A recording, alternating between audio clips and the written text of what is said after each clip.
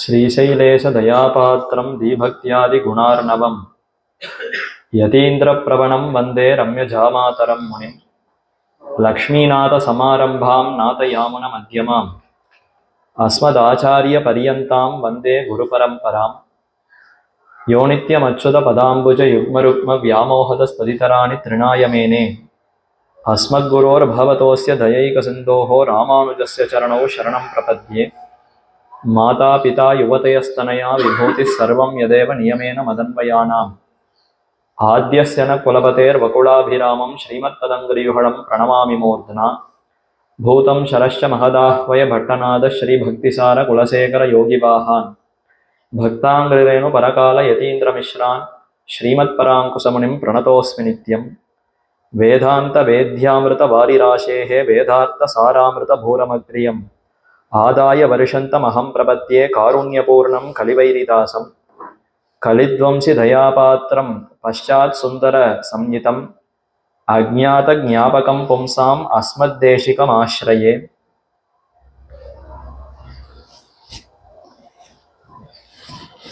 षठारिमुख निःसृत द्रविड वेद निर्वाहकं स्वभक्तजन रक्षण कृपात्त सद्वीक्षणं स्वसूक्तिरचनोज्ज्वल गुरुपरम्परा वैभवं यतीन्द्र पदशेखरं तमपराङ्गरम्यं भजे।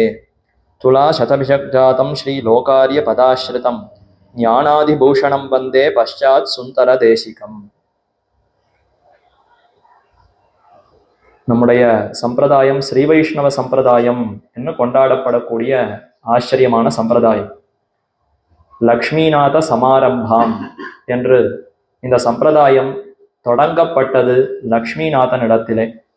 லக்ஷ்மிநாதன் பெரிய பெருமாள் திருமகள் கேழ்வன் பெருமானே பிரதம ஆச்சாரியனாக இருந்து தொடங்கி வைத்த சம்பிரதாயம். சம்பிரதாயம்ங்கிற சொல்லுக்கு என்ன அர்த்தம்? நன்னாக கொடுக்கப்பட்டது. தாயம்னா கொடுக்கப்பட்டது, பிரதாயம் நன்றாக கொடுக்கப்பட்டிருக்கிறது. சம்பிரதாயம் எந்த முறையில் எப்படி கொடுக்க வேண்டுமோ அந்த முறையிலே அது கொடுக்கப்பட்டு இன்று வரை நன்றாக வந்திருக்கக்கூடியதாம். எது கொடுக்கப்படுகிறது, எது பின்னவர்கள் வாங்குகிறார்கள்னா நம்முடைய கொள்கைகள், கருத்துகள், வேதாந்த மதத்தினுடைய அடிப்படையான அந்த கருத்துகள் என்ன, எதை கடைபிடிக்க வேண்டும்ங்கிற அந்த கொள்கைகள், ஞானம், அனுஷ்டானம், இந்த இரண்டும் நன்னாக கொடுக்கப்பட்டு இன்று வரை அது நம்மிடத்திலே தழைத்து நிற்கிறது. இப்ப இன்னைக்கு நமக்கு ஞானம் வந்திருக்கு, பல புஸ்தகங்கள், நூல்கள் இருக்கு, இதெல்லாம் படித்து தெரிந்து கொள்ளுகிறோம். பல ஆச்சார அனுஷ்டானங்களை தெரிந்து கொண்டு ஆச்சார அனுஷ்டானங்களை கடைபிடிக்கிறோம். இதெல்லாம் நமக்கு எப்படி வந்ததுன்னா அது இதற்கு முன்னாடி பெரியோர்கள் தாங்கள் பெற்று நமக்கு கொடுத்திருக்கிறார்கள். அப்ப இப்படி ஒருத்தர் கொடுத்து நமக்கு இன்ன வரைக்கும் வந்திருக்கிறது சம்பிரதாயம். ஸ்ரீ வைஷ்ணவ சம்பிரதாயம் என்றால் இது யாரோ ஒருவர் பெற்று யாரோ ஒருவர் கொடுக்கவில்லை, முழுவதுமே ஸ்ரீ வைஷ்ணவர்களாலேயே கொடுக்கப்பட்டிருக்கிறது. என்ன அர்த்தம்? ஸ்ரீ வைஷ்ணவர்கள் எம்பெருமானே இந்த ஜெகத்துக்கு சுவாமி, அவரே பரமாத்மா. எம்பெருமான்னா ஸ்ரீ விஷ்ணு, பிற பிராட்டியோடு சேர்ந்திருக்கக்கூடிய எம்பெருமானே ஜெகத்துக்கு நாதன், பரமாத்மா என்னதை நன்கு தெரிந்து கொண்டிருப்பவர்கள். அப்படி தெரிந்து அந்த பரமாத்மாவையே பற்றி நிற்பவர்கள் யாரோ அவர்கள் தான் ஸ்ரீ வைஷ்ணவர்கள். அந்த ஸ்ரீ வைஷ்ணவர்களாலேயே ஒருத்தருக்கு ஒருத்தர் கொடுக்கப்பட்டு இன்று வரை நன்றாக வளர்ந்திருக்கக்கூடிய சம்பிரதாயம். அதனாலே இது ஸ்ரீ வைஷ்ணவ சம்பிரதாயம் என்று பெயரிட பெற்றுள்ளது. ஆனால் இதை தொடங்கி வைத்தவர் லக்ஷ்மிநாதன் என்றுதானே பார்க்கிறோம். அப்ப அவருடைய திருநாமத்தினால என்ன வழங்கப்பட்டிருக்க வேண்டும்? ஸ்ரீ விஷ்ணு சம்பிரதாயம் என்று கூற வேண்டி இருக்க ஸ்ரீ வைஷ்ணவ சம்பிரதாயம் என்று தெரிவிக்கிறோமே. எதனாலேன்னா ஸ்ரீ வைஷ்ணவர்களுக்குத்தான் இங்க ரொம்ப முக்கியத்துவம். எம்பெருமான் இருக்கார், அவரை ஒத்துக்கொள்ளுகிற சம்பிரதாயம் எத்தனையோ உள்ளனவே. ஆனால் ஸ்ரீ வைஷ்ணவர்களே பிராப்தியம், பாகவதர்களே பிராப்தியம், பாகவத கைங்கரியமே புருஷார்த்தம் என்ன அறுதியிட்டு இங்க இருக்கிற காலத்திலையும் சரி, வைகுந்தத்தை அடைந்தாலும் சரி, நமக்கு யாரு பிராப்தியம் என்றால் ஸ்ரீ வைஷ்ணவர்கள். பாகவத திரள், பாகவதர்களுடைய கோஷ்டி தான் நமக்கு உத்தேசியம். அவர்களோடு சேருகை என்பதே நமக்கு உயர்ந்த புருஷார்த்தம் என்ன அறுதியிட்டு இருக்கக்கூடியது நம்முடைய சம்பிரதாயம். அதனால தான் இதற்கு ஸ்ரீ வைஷ்ணவ சம்பிரதாயம் என்று பெயர் ஏற்பட்டது. அப்ப எம்பெருமான் நமக்கு தலைவனாக இருந்தாலும் எம்பெருமானுடைய அடியவருக்கு அடியவன்னு யார் ஒருவன் அந்த கடைசி அடியவன் வரைக்கும் ஒருத்தன் சென்று அவனுக்கு நான் அடிமை என்று தன்னை உணர்கிறானோ அவன் தான் இந்த சம்பிரதாயத்தை நன்கு கற்றவன். நன்கு இதனுடைய அந்த அர்த்தங்களை பெற்று அனுஷ்டிப்பவன் என்று இதற்கு பொருள். அப்ப ஸ்ரீ வைஷ்ணவ சம்பிரதாயம் என்னால் ஸ்ரீ வைஷ்ணவர்கள், பாகவதர்கள், ஆச்சாரியர்கள் இவர்களையே தலையாக கொண்டு அவர்களுக்கு நாமெல்லாம் அடிமைகள் என்பதை நன்கு உணர்த்தக்கூடியதுதான் இந்த ஸ்ரீ வைஷ்ணவ சம்பிரதாயம். அப்படிப்பட்ட சம்பிரதாயத்தை என்னதான் இருந்தாலும் பெருமான் தான் தொடங்கினார். அவருக்கு வைஷ்ணவன்னு திருநாமம் உண்டா? விஷ்ணு என்ன எம்பெருமானுக்கு திருநாமம். ஆனால் அவரும் வைஷ்ணவராக ஆனாரே. எப்பொழுது ஆகலாம்? நமக்கெல்லாம் இப்ப ஸ்ரீ வைஷ்ணவன்கிற பெயர் எப்பொழுது கிட்டும்னா, ஒரு ஆச்சாரியனை அடைந்து அவரிடத்துல பஞ்சசம்ஸ்காரத்தை பெற்றுக்கொண்டு அவருடைய தொடர்பை பெற்றால் அப்ப ஸ்ரீ வைஷ்ணவ சம்பிரதாயத்திலே நாமும் சேர்ந்தவர்களாக ஆகிவிடுவோம். அத மாதிரி எம்பெருமானுக்கும் இப்போ அவரே தொடங்கி வைத்த சம்பிரதாயம். அவருக்கு ஸ்ரீ வைஷ்ணவன்கிற பெயர் உண்டான்னா உண்டே. அதனாலதான் அவர் மணவாள மாமுனிகளை ஆசிரயித்து தனியென சமர்ப்பித்திருக்கிறார். தாம் அதுவரைக்கும் விஷ்ணுவாக இருந்தார். ஆனால் தனக்கும் வைஷ்ணவன்கிற அந்த திருநாமம் வேண்டும். தாமும் இந்த ஸ்ரீ வைஷ்ணவ சம்பிரதாயத்திலே ஒரு ஆச்சாரியனை அடிபணிந்து அர்த்தங்களை பெற்றோம் என்று அந்த ஒரு பெருமை அவருக்கு வேண்டுமா. அதற்காகவே மணவாள மாமுனிகளை ஆசிரயித்து அவருக்கு சிஷ்யனாக நின்றார் பிரதமாச்சாரியரான பெரிய பெருமாள். அப்ப ஸ்ரீ விஷ்ணு சம்பிரதாயம் இத்தை சொல்லாமல் ஸ்ரீ வைஷ்ணவ சம்பிரதாயம்னு சொல்லுகிறோம்னா பெரிய பெருமாளே ஸ்ரீ வைஷ்ணவன் தான். அவரே ஆச்சாரியனை அடைந்து தன்னுடைய அர்த்தங்களை எல்லாம் பெற்றிருக்கிறார் என்றால் அப்போ அவரையும் ஸ்ரீ வைஷ்ணவன்கிற அந்த சொல்லாலே குறிக்கலாம். அப்போ ஸ்ரீ வைஷ்ணவனாக இருப்பதுங்கிறது ரொம்ப முக்கியம். பாகவதர்களை அடைந்து ஆச்சாரியர்களை அடைந்து அவருக்கு நாம் சேஷப்பட்டவர்கள்ங்கிறத உணர வேண்டுமா. அப்படி உணர்ந்து இருத்தல்ங்கிறது மிகவும் ரொம்ப ஒரு சிறந்த தன்மையாக ஜீவாத்மாவுக்கு கருதப்படுகிறது. இதை உணர்த்துவதனால, இதை நன்கு உபதேசிப்பதனால தான் இந்த சம்பிரதாயத்துக்கு ஸ்ரீ வைஷ்ணவ சம்பிரதாயம் என்ன பெயர்.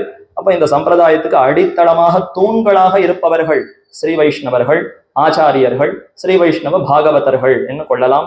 அந்த ஆச்சாரியர்களுடைய திருநாமங்களை நாம் தினமுமே அனுசந்திக்க வேண்டும். ஜப்தவ்யம் குரு பரம்பரையும் துவயமும் என்று காட்டினார்கள். அதே மாதிரி பரிகிராஹ்யம் பூர்வர்களுடைய வச்சனமும் பூர்வர்களுடைய அனுஷ்டானமும் என்று தெரிவித்தார்களே. அப்ப அந்த பூர்வாச்சாரியர்களுடைய வச்சனங்கள், அவர்களுடைய அனுஷ்டானங்கள், அவர்கள் எப்படி கடைபிடித்திருக்கிறார்கள் என்பதை நாம் நிச்சயமே அனுசந்திக்க வேண்டும், அனுபவிக்க வேண்டும். அதற்காகவே பின்பழகிய பெருமாள் ஜீயர் என்னும் ஆச்சாரியர் தம்முடைய கருணையோடு 6000 குரு பரம்பரா பிரபாவம் என்னும் நூலை நமக்கு அருளி செய்திருக்கிறார். ஆழ்வார்களுடைய சரித்திரம் தெருளுத்த ஆழ்வார்கள், சாதாரணப்பட்ட ஆழ்வார்கள் இல்லையே. எம்பெருமானாலேயே மயர்வர மதிநலம் அருளப்பெற்ற ஆழ்வார்களுடைய வைபவம் என்ன? அந்த ஆழ்வார்களுடைய வைபவத்தை நன்கு அறிந்தவர்களான அருள்வெத்த நாதமுனி முதலான நம் தேசிகர் என்று கொண்டாடக்கூடிய ஆச்சாரியர்களுடைய வைபவம் என்ன, இவர்களுக்கு இருக்கக்கூடிய பெருமைகள் என்ன என்பதை விஸ்தரமாக விளக்கமாக கூற வேண்டும் என்பதற்காகவே இந்த நூலை அருளி செய்தார். அவ்வாச்சாரியரை பத்தின 2-3 தனியன் ஸ்லோகங்கள் அதை நேற்றைய தினமே விண்ணப்பித்திருக்க வேண்டும். அந்த தனியன்களை பார்த்து விட்டு மேற்கொண்டு 6000 குரு பரம்பரா பிரவேசத்திலே நேற்றைய தினம் எங்கு விட்டோமோ அங்கிருந்து தொடரலாம். பின்பழகிய பெருமாள்ஜியருடைய தனியன்கள்: கலித்வம்சி, தயாபாத்திரம், பஷாத்து சுந்தர சம்யுதம், அஜ்ஞாத ஞாபகம் பும்சாம், அஸ்மத்தேசிகம் ஆசிரயே. அடியேனுக்கு ஆச்சாரியராக இருக்கக்கூடிய அந்த பின்பழகிய பெருமாள்ஜியர் என்னும் ஆச்சாரியரை வணங்குகிறேன் என்று இந்த ஸ்லோகத்திற்கு பொருள். அவர் எப்படிப்பட்டவர்? பஷாத்து சுந்தர சம்யுதம். சுந்தரம்னா அழகு, பஷாத் என்றால் பின்பக்கம்னு அர்த்தம். பின்பழகிய பெருமாள் தான் அவருக்கு திருநாமம். அப்ப பஷாத்து சுந்தர தேசிகம், பின்பழகிய பெருமாள் ஜீயர் என்கிற அந்த திருநாமத்தை அப்படியே இங்க சம்ஸ்கிருதத்தில வடமொழியிலே தெரிவிக்கிறார்கள். என்ன திருநாமம் கொண்டிருப்பவராய். சரி, அவர் யாருடைய சிஷ்யர்? கலித்வம்சி தயாபாத்திரம். கலித்வம்சி சுவாமி நம்பிள்ளை. கார்த்திகையில அவதரித்தவர் திருமங்கையாழ்வார். அதே கார்த்திகை நாள்ல அவதரித்தவர் தான் சுவாமி நம்பிள்ளை. அந்த நம்பிள்ளைக்கு கலித்வம்சி என்ன, அதே கலிகன்றி தாசர், திருக்கலிகன்றி தாசர் என்ன திருநாமமா, அதே அந்த திருநாமத்தோடு இருக்கக்கூடிய அவரை அவருடைய தயைக்கு பாத்திரமானவர். கலித்வம்சி தயாபாத்திரம். கலித்வம்சியான நம்பிள்ளையினுடைய தயைக்கு ஒரே பாத்திரபூதராய் அனைத்து கருணையும் தாம் பெற்றாராம். நேற்றைய தினமே அந்த சரித்திரத்தை பார்த்தோம். தன்னுடைய ஆச்சாரியரான நம்பிள்ளைக்கு பின்பக்கம் இருந்து அந்த குருவையற்பு அரும்புகக்கூடிய அந்த அழகையெல்லாம் சேவித்து ஆளவட்ட கைங்கரியம் பண்ணுவதுதான் இந்த ஜென்மத்திற்கு ஆத்மாவிற்கு முக்கியமான பயன் என்று கொண்டு அதையே பெரிய புருஷார்த்தமாக இவர் கருதி இருந்தாரா? அப்படி ஒரு அன்போடு ஒரு சீடர் இருந்தாருன்னா ஆச்சாரியருக்கு ஏன் தயை பிறக்காது? தன்னுடைய அத்தனை தயை அத்தனை கருணையும் இவரிடத்துல காட்டி முழு அர்த்தங்களையும் இவருக்கு உபதேசித்திருக்கிறார். ஆக கலித்வம்சி தயாபாத்திரம் பஷ்சாத்து சுந்தர சம்யுதம் அஜ்ஞாத ஞாபகம் பும்சாம். பும்சாம் நாமெல்லாம் ஜீவாத்மாக்கள், பும்சர்கள். அப்படிப்பட்ட நமக்கு, புமான்களான நமக்கு அஜ்ஞாத ஞாபகம், அறியாத அர்த்தங்களை எல்லாம் அறிய வைக்கிறாராம். இதுவரைக்கும் நமக்கு ஏதேது தெரியாதோ தெரியாத அர்த்தங்களை எல்லாம் நமக்கு அறியப்படுத்துதல். இது ஒரு ஆச்சாரியனுக்கு முக்கியமான அடையாளம் அல்லவா? ஆச்சினோதிஹி சாஸ்திரார்த்தான் ஆச்சாரே ஸ்தாபயத்யபி ஸ்வயம் ஆச்சரதே யஸ்து ஆச்சாரியஸ்ஸ அபிதீயதே. குருங்கிற சொல்லுக்கு நேற்றைய தினம் அர்த்தம் பார்த்தோம். யாரொருவர் அஜ்ஞானமாகிற இருளை போக்கி சிறந்த ஞானம்ங்கிற வெளிச்சம் பிரகாசத்தை ஏற்படுத்துகிறாரோ அவருக்கு குரு என்று திருநாமம். ஆச்சாரியன்கிற சொல்லுக்கு என்ன அர்த்தம்? ஆச்சினோதிஹி சாஸ்திரார்த்தான், சாஸ்திரார்த்தங்களை தாம் நன்கு கற்க வேண்டும். கஷடர ஐயம் தெரிவு சந்தேகம் இல்லாமல் அனைத்து சாஸ்திரங்களுடைய அர்த்தத்தையும் நன்கு கற்க வேண்டும். ஆச்சினோதிஹி சாஸ்திரார்த்தான் ஆச்சாரே ஸ்தாபயத்யபி, தாம் நன்கு கற்றறிந்தால் மட்டும் போராது. யாரெல்லாம் தம்மை ஆசிரயிக்கிறார்களோ, தம்மை அண்டி நாடி வருகிறார்களோ அவர்களுக்கு அந்த அர்த்தங்களை உபதேசித்து ஆச்சாரத்துல நிலைநிறுத்த வேண்டுமா. தாம் கடைபிடிப்பது ஒன்று, தாம் அறிந்து கொள்ளுவது ஒன்று, அறிந்ததை அடுத்தவர்களுக்கு உபதேசித்து அவர்களையும் இதே நிலையிலே நிற்கும்படியாக செய்விக்க வேண்டும். அதைத்தான் ஆச்சாரே ஸ்தாபயத்யபி. அப்ப ஆச்சாரத்துல அவர்களை நிற்க வேண்டும்னா முதல்ல தாம் பெற்றதை உபதேசிக்க வேண்டுமே. அவர்களுக்கு தெரியாத அர்த்தங்களை எல்லாம் அறிவிக்க வேண்டுமே. அறியாத அர்த்தங்களை எல்லாம் அடைய அறிவித்து அப்படி நம்மை இவர் ஆச்சாரியர் நமக்கு அப்படி உதவி புரிகிறார். அதனால அஜ்ஞாத ஞாபகம் பும்சாம் அஸ்மத் தேசிகம் ஆசிரியே, அப்படிப்பட்டவராய் மிகவும் கருணையோடு கூடியிருக்கக்கூடிய அஸ்மத் தேசிகம், அஸ்மத்துடைய என்னுடைய ஆச்சாரியராக இருக்கக்கூடிய அவரை வணங்குகிறேன் என்று இந்த தனியனுக்கு அர்த்தம். மேலே ஷட்டாரிமுக நிஸ்ருத திரவிடவேத நிர்வாககம் ஸ்வபக்தஜன ரக்ஷணக்ஷண கிருபாத்த சத்வீக்ஷணம் ஸ்வசூக்தி ரசனோஜ்வல குரு பரம்பரா வைபவம் யதீந்திரபதசேகரம் தம் அபராங்க ரம்யம் பஜே. மேல பஷ்சாத்து சுந்தரம்னு அந்த தனியன்ல இருந்தது. இங்கு அபராங்க ரம்யம் தம், அப்படிப்பட்டவராய். அபராங்க ரம்யம் என்றால் அபராங்கம்ங்கிறது அங்கம்னா முன்பக்கம், அபராங்கம்னா பின்பக்கம். பின்பக்கம் மிகவும் அழகிய என்கிற அந்த பொருளிலே, அந்த அர்த்தத்திலே பெயரை கொண்டிருக்கக்கூடியவரான பின்பழகிய பெருமாள் ஜீயர் என்னும் ஆச்சாரியரை பஜே வணங்குகிறேன். அவர் எப்படிப்பட்டவர்? யதீந்திர பதசேகரம். யதீந்திரர் அவருடைய திருவடிகள்ல இவர் தலையை சூடி அப்படியே அங்க யதிராஜருடைய திருவடியை அந்த தலையில் சூடியவரான பின்பழகிய பெருமாள் ஜீயர். யதீந்திரபத சேகரம், தன்னுடைய தலைக்கு யதிராஜரான ராமானுஜருடைய திருவடிகளையே அணிகலனாக சூடிக்கொண்டிருக்கிறார். ஷட்டாரிமுக நிஸ்ருத திரவிடவேத நிர்வாககம். ஷட்டாரி சுவாமி நம்மாழ்வார், அவருடைய திருவாக்கிலிருந்து தோன்றிய தமிழ் வேதத்துக்கு நிர்வாகராய், தன் பக்த ஜனங்களை ரட்சிக்க வல்லமையுள்ள கருணா கட்டாட்சமுடையவராய், தன் திருவாக்காலே விளங்கா நிற்கும் குரு பரம்பரா வைபவத்தை உடையவராய், யதிராஜரின் திருவடியை தலையில் சூடியவரான பின்பழகிய பெருமாள்ஜியரை ஆசிரயிக்கிறேன் என்று இந்த ஸ்லோகத்துக்கு அர்த்தம். நம்மாழ்வாருடைய திருவாக்கிலிருந்து புறப்பட்ட திராவிட வேதம், தமிழ் வேதமாகிற இந்த திவ்ய பிரபந்தங்கள் திராவிட வேதங்களுக்கு இதுதான் பொருள் என்று நிர்வகிக்கக்கூடிய சாமர்த்தியம் இவரிடத்துல இருந்துதான். இன்னென்ன பாசுரங்களுக்கு இப்படித்தான் அர்த்தம் என்பதை நன்கு நிர்வகித்து கொடுக்கக்கூடிய அந்த திறமை, ஆற்றல் கொண்டிருப்பவராய் இவர் இருக்கிறார். ஸ்வபக்தஜன ரக்ஷண க்ஷண கிருபாத்த சத்வீக்ஷணம். நமக்கு நல்ல ஞானம் இருக்கு, நல்லா அனுபவிக்கிறார் சுவாமி. ஆனா யாராவது கிட்ட நெருங்கினால் உனக்கெல்லாம் கொடுக்க முடியாது போ என்ன விரட்டி விடுவாரான்னா கிடையாது. ஸ்வபக்தஜன ரக்ஷண க்ஷண கிருபாத்த சத்வீக்ஷணம். தன் பக்த ஜனங்களை ரட்சிக்க வல்லமையுள்ள கருணா கட்டாட்சம் உடையவராய், அத்தனைக்கத்தன ஞானத்துக்கு அத்தனைக்கத்தன கருணையோடு நம்மை கட்டாட்சிக்கிறார். தன்னுடைய அடியவர்களை எல்லாம் கட்டாட்சித்து நீங்களும் அனுபவியுங்களே, இதோ ஆழ்வாருடைய பாசுரங்களுக்கு இன்னதுதான் அர்த்தம்னு இவர்களுக்கும் எடுத்து கொடுக்கிறாராம். தன் திருவாக்காலே விளங்கா நிற்கும் குரு பரம்பரா வைபவம். சூக்தி ரசனோஜ்வலத் குரு பரம்பரா வைபவம். தம்முடைய திருவாக்கினாலேயே, இந்த நூலாலேயே குரு பரம்பரா வைபவத்தை நமக்கு நன்கு விளக்கி கொடுத்திருக்கிறார். அப்படிப்பட்டவர் யதீந்திரரான ராமானுஜருடைய திருவடிகளிலேயே வண்டு போலே படிந்திருக்கிறார். அப்படிப்பட்டவரை வணங்குகிறேன் என்ன இந்த ஸ்லோகத்துக்கு அர்த்தம். துலா சதபிஷக் ஜாதம் ஸ்ரீ லோகாரிய பதாஸ்ருதம் ஞானாதி பூஷணம் வந்தே பஷ்சாத்து சுந்தர தேசிகம். பஷ்சாத்து சுந்தர தேசிகம் பின்பழகிய பெருமாள் ஜீயர், அவரை வணங்குகிறேன் வந்தே. ஞானாதி பூஷணம், ஞானம் என்ன, பக்தி என்ன, வைராக்கியம் என்ன, கைங்கரியங்கள் என்ன, இது முதலான பல அந்த குணங்களையே பூஷணமாக கொண்டிருக்கிறார். சூடகமே தோல்வளையே தோடே செவிப்பூவே பாடகமேன்னு எப்படி பல ஆபரணங்களை ஆண்டாள் பிரார்த்தித்தாள். அது எல்லாமே எம்பெருமானிடத்துல இருக்கக்கூடிய அந்த சேஷத்துவம் பாரதந்திரியங்களுக்கு ஒரு வெளிப்பாடாக இருக்கக்கூடியதானே. அதே மாதிரித்தான் ஞானாதி பூஷணங்களை அதனாலே அலங்கரிக்க பெற்றவராய் இருக்கிறார். இவர் எப்பொழுது அவதரித்தார்? துலா சதபிஷக் ஜாதம். துலா மாசம் ஐப்பசி மாதத்திலே சதய நட்சத்திரத்திலே, ஐப்பசி லோனம் அவிட்டம் சதயமிவை ஒப்பிலவா நாள்கள் உலகத்தீர் எப்புவையும் பேசுபுகழ் பொய்கையார் பூதத்தார் பேயாழ்வார் தேசுடனே தோன்னு சிறப்பால் என்று கொண்டாடுகிறோம். அப்ப ஐப்பசி மாசத்திலே சதய நட்சத்திரம் சுவாமி பேயாழ்வார் அவதரித்த சுபமான தினம். அதே திருநக்ஷத்திரத்திலே அவதரித்தவர் தான் இந்த சுவாமி. ஸ்ரீ லோகாரிய பதாசிரிதம். ஸ்ரீ லோகாரியர் நம்பிள்ளை இனம் ஆச்சாரியர். அவருக்குத்தான உலகாரியன் என்கிற அந்த திருநாமத்தை சூட்டினார் நடுவில் திருவீதி பிள்ளை பட்டர். அதனாலே லோகாச்சாரியராம் நம்பிள்ளையின் திருவடிகளை ஆசிரித்தவராய், அப்படிப்பட்ட நம்பிள்ளையினுடைய திருவடிகளிலே சதா ஈடுபட்டு அவருடைய கைங்கரியமே நமக்கு புருஷார்த்தம் என்ன இருந்தவரான பின்பழகிய பெருமாள் ஜீயர் சிறந்த ஞான பக்திகளாலே அலங்கரிக்க பெற்றவராயிருக்கும் அவரை வணங்குகிறேன் என்பது இந்த ஸ்லோகத்தினுடைய தனியனுடைய அர்த்தம். இனி மேற்கொண்டு அந்த பிரவேசத்திலே நேற்றைய தினம் எதுவரைக்கும் பார்த்திருக்கிறோம்? பராபதம் என்கிற அந்த ஸ்ரீவைகுண்ட நிலையம் நித்திய விபூதி.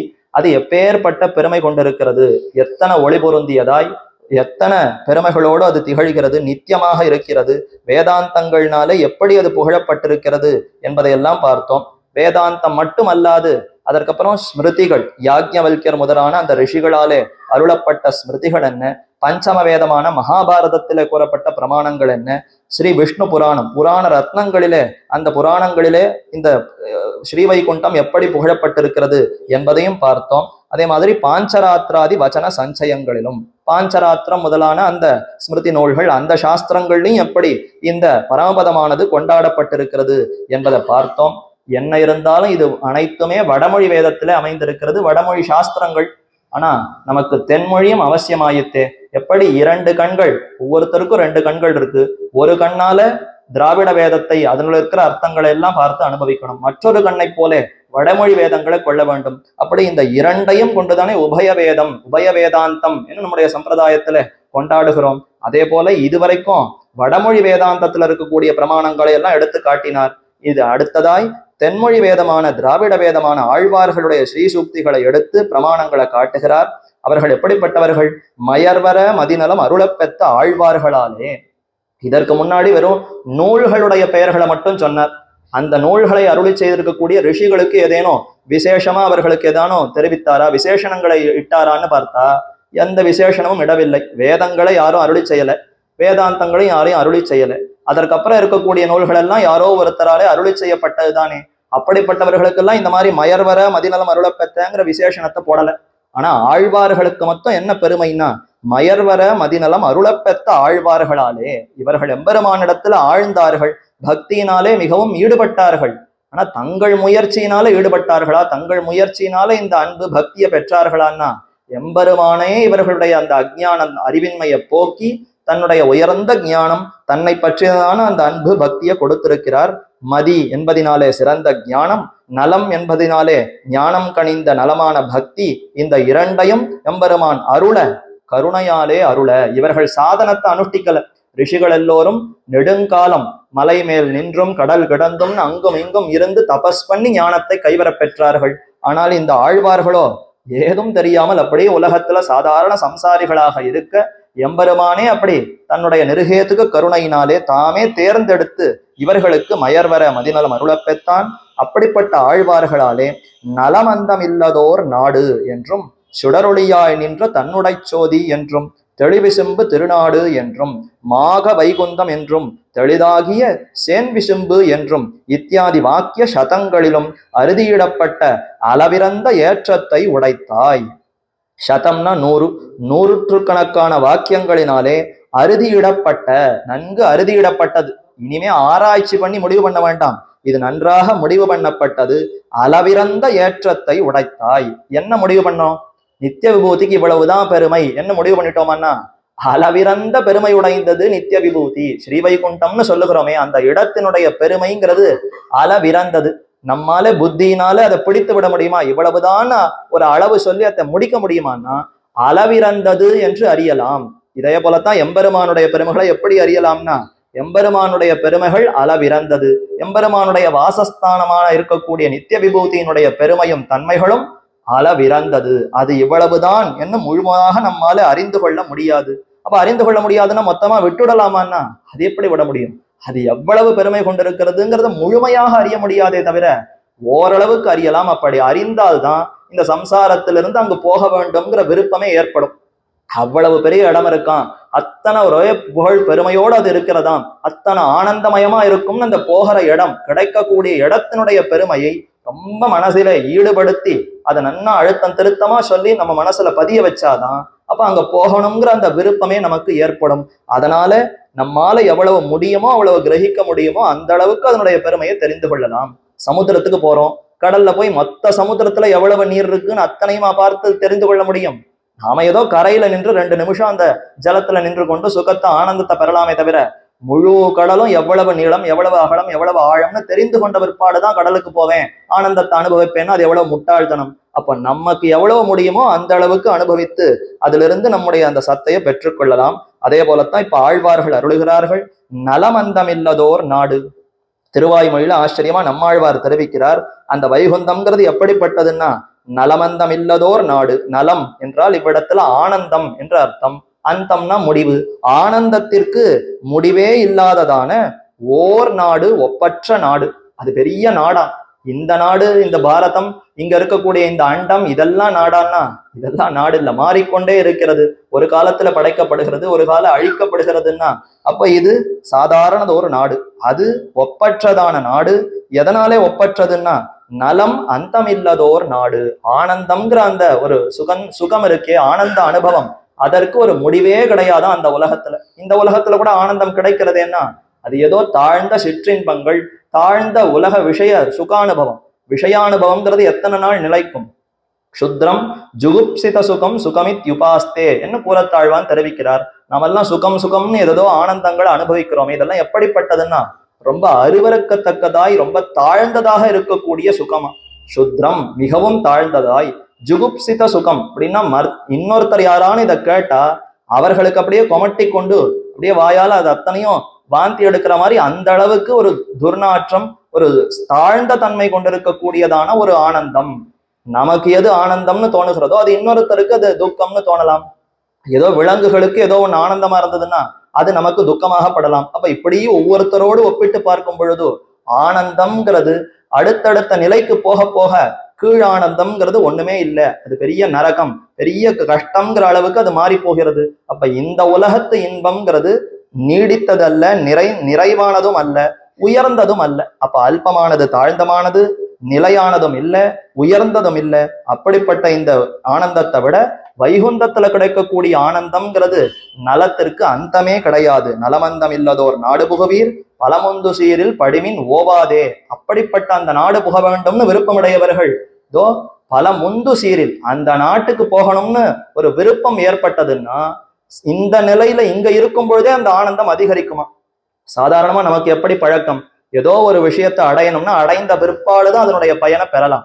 ஏதோ ஒரு கல்லூரியில சீட்டு பெற்று அங்க போய் சேர்ந்த பிற்பாடுதான் அந்த சந்தோஷம் வரும். அங்கிருந்து ஒரு உத்தியோகத்துக்கு போய் சம்பாதித்த பிற்பாடுதான் அதனுடைய சந்தோஷம்ங்கிறது ஏற்படும். அது மாதிரி பரமபதம் ரொம்ப சிறந்ததான், கேட்ட உடனேயே நமக்கு ஆனந்தம் ஏற்படும்.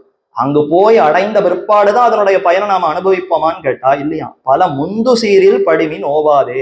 அந்த வைகுந்தத்துக்கு இருக்கக்கூடிய சீர் எப்படிப்பட்டதுன்னா பலம் முந்தும். அதனுடைய பலம்ங்கிறது இந்த திசையிலேயே நாம சம்சாரத்துல இருக்கக்கூடிய நிலையிலேயே வைகுந்தம்ங்கிறத கேட்கிறச்சியே ஒரு ஆனந்தம் ஏற்படுகிறதா. அப்ப பலன்கிறது இந்த உலகத்திலேயே நமக்கு முந்தி கிடைக்கிறது. மற்ற உலக விஷயங்கள்ல பலம் உடனே கிடைக்காது, ரொம்ப காலத்துக்கு சாதனத்தை பண்ணி பிற்பாடுதான் பலன் கிடைக்கும். ஆனால் வைகுந்தமாகிற அந்த பலன் அது நமக்கு முந்தி வந்து இந்த சாதன தசையில நாம இருக்கக்கூடிய நிலையிலேயே ஆனந்தத்தை கொடுக்கிறதாம். அப்படிப்பட்ட இடம் இருக்க ஏன் நீங்கள் இங்கு தவிக்கிறீர்கள்னு ஆழ்வார் உபதேசிக்கிறார். அப்ப நலமந்தம் இல்லதோர் நாடு சுடரொளியாய் நின்ற தன்னுடை சோதியில் வைதிகன் பிள்ளைகளை உடலுடன் கொண்டு கொடுத்தவனை பற்றி ஒன்னும் துயர்விலனே என்று கண்ணனம் பெருமான் அவர் தம்முடைய அந்த அவதார தசையிலே யாரோ ஒரு வைதிகன் பிராமணோத்தமன் அவனுடைய குழந்தைகளை எல்லாம் யாரோ களவாடி கொண்டு போகிறார்கள். ஒரு குடில் கட்டி கொண்டு ஒரு பிராமணன் வசிக்கிறான். அவனுடைய குடிசையில அப்பப்போது குழந்தைகள் பிறக்க பிறக்க அடுத்த க்ஷணமே குழந்தைகள் காணாம போய்விடுகிறது. 2 நாள் இருக்கு, முதல் நாள் பிரசவமாச்சு, அடுத்த நாள் குழந்தையை காணும். இப்படி சென்று கொண்டிருக்க 4 குழந்தைகள் வரைக்கும் காணாம போகவே அவன் மிகுந்த வருத்தத்தோடு இருந்தான். கண்ணனும் பார்த்தனும் அர்ஜுனனும் அப்படி யாத்திரையாக போகும் பொழுது இது ஏன் இந்த பிராமணர் இப்படி கவலைப்படுகிறார் என்னன்னு விசாரிக்க, ஓ இதுதான் சங்கதியா என்று கேட்டு தெரிந்து கொண்டார். சரி நிச்சயம் நான் இந்த தடவை உன்னுடைய குழந்தையை நான் ரட்சிக்கிறேன் என்று அர்ஜுனன் சூளுரைத்து சபதம் செய்தான். அந்த குழந்தை பிறப்பதற்கு கர்ப்பமா இருக்கிற சமயத்துல அந்த ஆசிரமத்தை சுத்தி தன்னுடைய அம்புகளாலே சிறந்த ஒரு அரண் நல்ல ஒரு ரட்சணத்தை செய்தான். எல்லாம் செய்து பார்த்தோம், குழந்தை பிறந்த அடுத்த க்ஷணத்திலேயே குழந்தைய காணுமா. இதற்கு முன்னாடியாவது பிறந்து கொஞ்ச நேரமாவது இருந்தது. இப்ப எப்ப அர்ஜுனன் சபதம் செய்தானோ செய்து அந்த குழந்தை பிறந்த அடுத்த க்ஷணத்திலேயே அந்த குழந்தைய காணவில்லை. என்ன ஆச்சுன்னு தெரியலையே என்று எல்லா இடத்துலையும் தேடி பார்க்க கடைசியில எங்கும் கிடைக்கவில்லை. கண்ணா நீதான் கதி, நீர் தான் இதை எப்படியானு காப்பாத்தி தரணும். நான் ஏதோ உம்மிடத்துல கேட்காமையே வாக்குறுதி கொடுத்துட்டேன், ஆனா இப்ப நீர் தான் ரட்சிக்க வேண்டும் என்று சொல்ல அந்த பார்த்தனையும் ஏறி தன்னுடைய தேரிலே வைத்துக் கொண்டு தன்னுடைய சோதிக்கு போய் தன்னுடைய சோதி சுடரொளியாய் நின்ற தன்னுடைய சோதி. சுடர் ஒளி, சுடர்னாலும் ஒளினாலும் ரெண்டு ஒண்ணுதானேன்னா மிகுந்த பேரொளியாக இருக்கிறது. தீபத்தினுடைய சுடர்னா தீபத்தினுடைய அந்த நுனியில இருக்கக்கூடிய அந்த சுடர் பிரகாசம், அந்த பிரகாசத்தினுடைய பிரகாசம்னு சொல்வதுண்டா, சுடரினுடைய ஒளி சுடரினுடைய பிரகாசம். அதே போலத்தான் இங்க பரமபதம்ங்கிறது எப்படி இருக்கிறதுன்னா சுடரொளியாய் நின்ற தன்னுடைய சோதி, அது ரொம்ப பிரகாசிக்கிறது, மிகுந்த ஒளியோடு கூடியிருக்கிறது. தஸ்ய பாசா சர்வமிதம் விபாதி என்னெல்லாம் உபனிஷத்து தெரிவிக்கிறது. அதை போல சிறந்த பேரொளியாய் சுடரொளியாய் நின்ற தன்னுடைய சோதி. நின்றன்னா எப்பொழுதும் இதே சுடரொளியோடு இருக்கும். 10 நிமிஷத்துக்கு 10 ஆண்டுகளுக்கு 10 யுகத்துக்கு இருக்குமான்னா காலமே அந்த இடத்துல செல்லாதுன்னு போன தடவை பார்த்தோமே. அப்ப காலமே இல்லாமல் நித்தியமாக இந்த சுடரொளியானது நின்று கொண்டு விளங்கி நிற்கும். அப்படிப்பட்ட தன்னுடைய சோதி, அது தனக்கே உரித்தான ஒரு சிறந்த இடமா, தன்னுடைய சோதி தனக்கு சொத்தாக இருக்கக்கூடிய சிறந்த ஒளி பொருந்திய அந்த ஸ்தானம் பரமபதம். அப்பேற்பட்ட இடத்திற்கு இந்த அர்ஜுனனை அந்த அந்த வாசல் விரஜா நதி வரைக்கும் அழைத்து கொண்டு போய் இங்கேயே நில் என்று சொல்லி உள்ளே போய் பார்த்தால் அங்க மகாலட்சுமி பெரிய பிராட்டியினுடைய மடியில இந்த குழந்தைகள் எல்லாம் விளையாடி கொண்டிருந்ததாம். என்ன தேவி ஏன் இப்படி விளையாடினீர், எதனால இந்த குழந்தைகள் எல்லாம் நீர் எடுத்து கொண்டு வந்து விளையாடுகிறீர்னா, அது ஒண்ணும் இல்ல, கீழே கிருஷ்ணாவதாரத்துல உம்முடைய அந்த சேஷ்டிதங்கள் உம்முடைய குணங்கள் எல்லாம் அளவிறந்து இருந்ததாம். எல்லா கோபிமார்கள் எல்லாம் அப்படி அனுபவித்தார்களாம். இந்த அனுபவம் எனக்கும் வேண்டுமே, அதற்காக உம்மை வர வைக்க வேண்டும் என்பதற்காகத்தான் இந்த லீலை விளையாட்டை புரிந்தோம் என்ன பிராட்டி பதில் சொல்ல, சரி சரி நல்ல விளையாட்டு தான், இதை சொல்லி இருந்தா நானே வேற ஏதோ ஒரு சாக்கை இட்டு உன்னிடத்துல வந்து இந்த சேவையை காட்டி இருப்பேன், அதற்காக குழந்தைகள் எல்லாம் இப்படி திருடி கொண்டு போகணுமா, வேண்டாம் கொடு என்று பிரார்த்திக்க பிராட்டியும் கொடுக்க அத்தனை குழந்தைகளையும் கொண்டு வந்து மீண்டும் கொடுத்தாராம். ராசரபட்டர் ஆச்சரியமா சாதிப்பாராம். உடுத்த அந்த வஸ்திரத்தோடு உடுத்தின அந்த சாத்தின அந்த மஞ்சளோடு உடுத்தப்பட்ட அந்த பூணூலோடு எல்லாம் என்னென்ன குழந்தை காணாம போறச்ச என்னென்ன இருந்ததோ அதே அடையாளங்கள் ஏதும் மாறாமல் அப்படியே கொண்டு வந்து கொடுத்தான். இந்த சக்தி வேறு யாருக்கு உண்டு? அப்ப பரதெய்வமான கண்ணன் அப்படி தன்னுடைய சோதியிலிருந்து அந்த குழந்தைகளை கொண்டு கொடுத்தான். அவனை பற்றி எனக்கு துயரில்லைன்னு ஆழ்வார் தெரிவிக்கிறார். அப்ப பரமபதம்ங்கிறது எப்படிப்பட்டது? சுடரொளியாய் நின்ற தன்னுடைய சோதி, எம்பெருமானுக்கே உரித்தான சொத்து, மற்ற தேவதைகளுக்கோ மற்ற யாருக்கும் இது சொத்தல்ல, பரமாத்மாவினுடைய சொத்து, சிறந்த பேரொளியோடு பிரகாசிக்க கூடியதான ஒரு சொத்து. தெளிவிசும்பு திருநாடு என்றும், தெளிவிசும்பு திருநாடு 9ஆம் பத்துல நம்மாழ்வார் தெரிவிக்கிறார். தெளிவிசும்பு திருநாடு, விசும்புன்னா ஆகாசம், தெளிவிசும்புன்னா ரொம்ப தெளிவாக இருக்கக்கூடிய தெளிவான ஆகாசம், பரமாகாசம், பரமே வியோமன் என்றெல்லாம் பார்த்தோமே, அதைத்தான் தெளிவிசும்பு என்று தெரிவிக்கிறார். ரொம்ப தெளிந்து இருக்கும்னா கலக்கம் இருக்காது. இந்த உலகம் லீலா விபூதிங்கிறது தான் கலக்கத்துக்கு இருப்பிடம். கலக்குவாரும் உண்டு கலங்குவாரும் உண்டு. நம்ம கலக்கிறதுக்குன்னு பல பேர் இருப்பா, நாமும் கலங்கி நிற்போம். ஆனா வைகுந்தத்துக்கு போனா கலக்கம்ங்கிறதே அங்க கிடையாது, கலக்கமும் கிடையாது, கலங்கடிப்பவர்களும் கிடையாது, கலக்கத்திற்கு ஆட்படுபவர்களும் கிடையாது, கலங்குவாரும் கிடையாது, கலக்கத்துக்கு ஆட்படுபவர்களும் கிடையாது.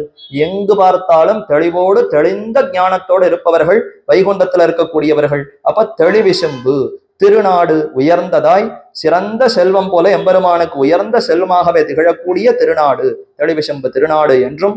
மாக வைகுந்தம், கம் என்றால் ஆகாசம், மாகம் என்றால் பரம ஆகாசம், இதற்கு மேல மற்றொன்று இல்லை என்று சொல்லக்கூடியதான உயர்ந்த மாகமாக எது இருக்கிறதுன்னா வைகுந்தம்ங்கிற அந்த எம்பெருமானுடைய இடம் இருக்கிறது. மாக வைகுந்தம் காண்பதற்கு என் மனம் ஏகமன்னும் இராப்பகல் இன்னியே, ராத்திரி பகல் ஒழிச்சல் இல்லாம என்னைக்கு அந்த மாக வைகுந்தத்தை அடைவோம்னு என்னுடைய மனது சிந்தித்துக் கொண்டிருக்கிறதுன்னு ஆழ்வார் தெரிவிக்கிறார். அப்படிப்பட்ட தெளிதான அந்த வைகுந்தம், தெளிதாகிய சேன் விசும்பு வானே தருவான் தெளிதாகிய சேன் விசும்பு, அப்பேற்பட்ட அந்த இடத்தை நமக்கு கொடுப்பதற்கு எம்பெருமான் காத்து கொண்டிருக்கிறான். தெளிதாகிய சேன் விசும்பு, ரொம்ப தெளிதாக இருக்கக்கூடிய, ஒப்பற்றதாய் உயர்ந்து இருக்கக்கூடியதான விசும்பு, ஆகாசம் என்ன பெயர் கொண்டிருக்கக்கூடியதான அந்த பரமபதம். அப்ப பரமபதம்ங்கிறது வேதாந்த வாக்கியங்கள்ல கூறப்பட்டிருக்கிறது. ஆழ்வாருடைய வாக்கியங்கள்ல பார்த்தாலும் அதனுடைய பெருமைகள் இப்படி பேசப்பட்டிருக்கிறது. ஆக இப்படி 100 கணக்காய் ஆயிரமான வாக்கியங்களிலிருந்து அளவிறந்த ஏற்றத்தை உடைத்தானது ஸ்ரீவைகுண்டம் என்று தெரிந்து கொள்கிறோமா? சரி, இதற்கு மேல இன்னும் பிரமாணங்கள் எடுக்கிறார். இப்ப அப்பேற்பட்ட அந்த வைகுண்டத்துல இருக்கக்கூடிய எம்பெருமான், அவருக்குத்தான் இது சொத்து என்பதை காட்டுவதற்கு பல பிரமாணங்கள்.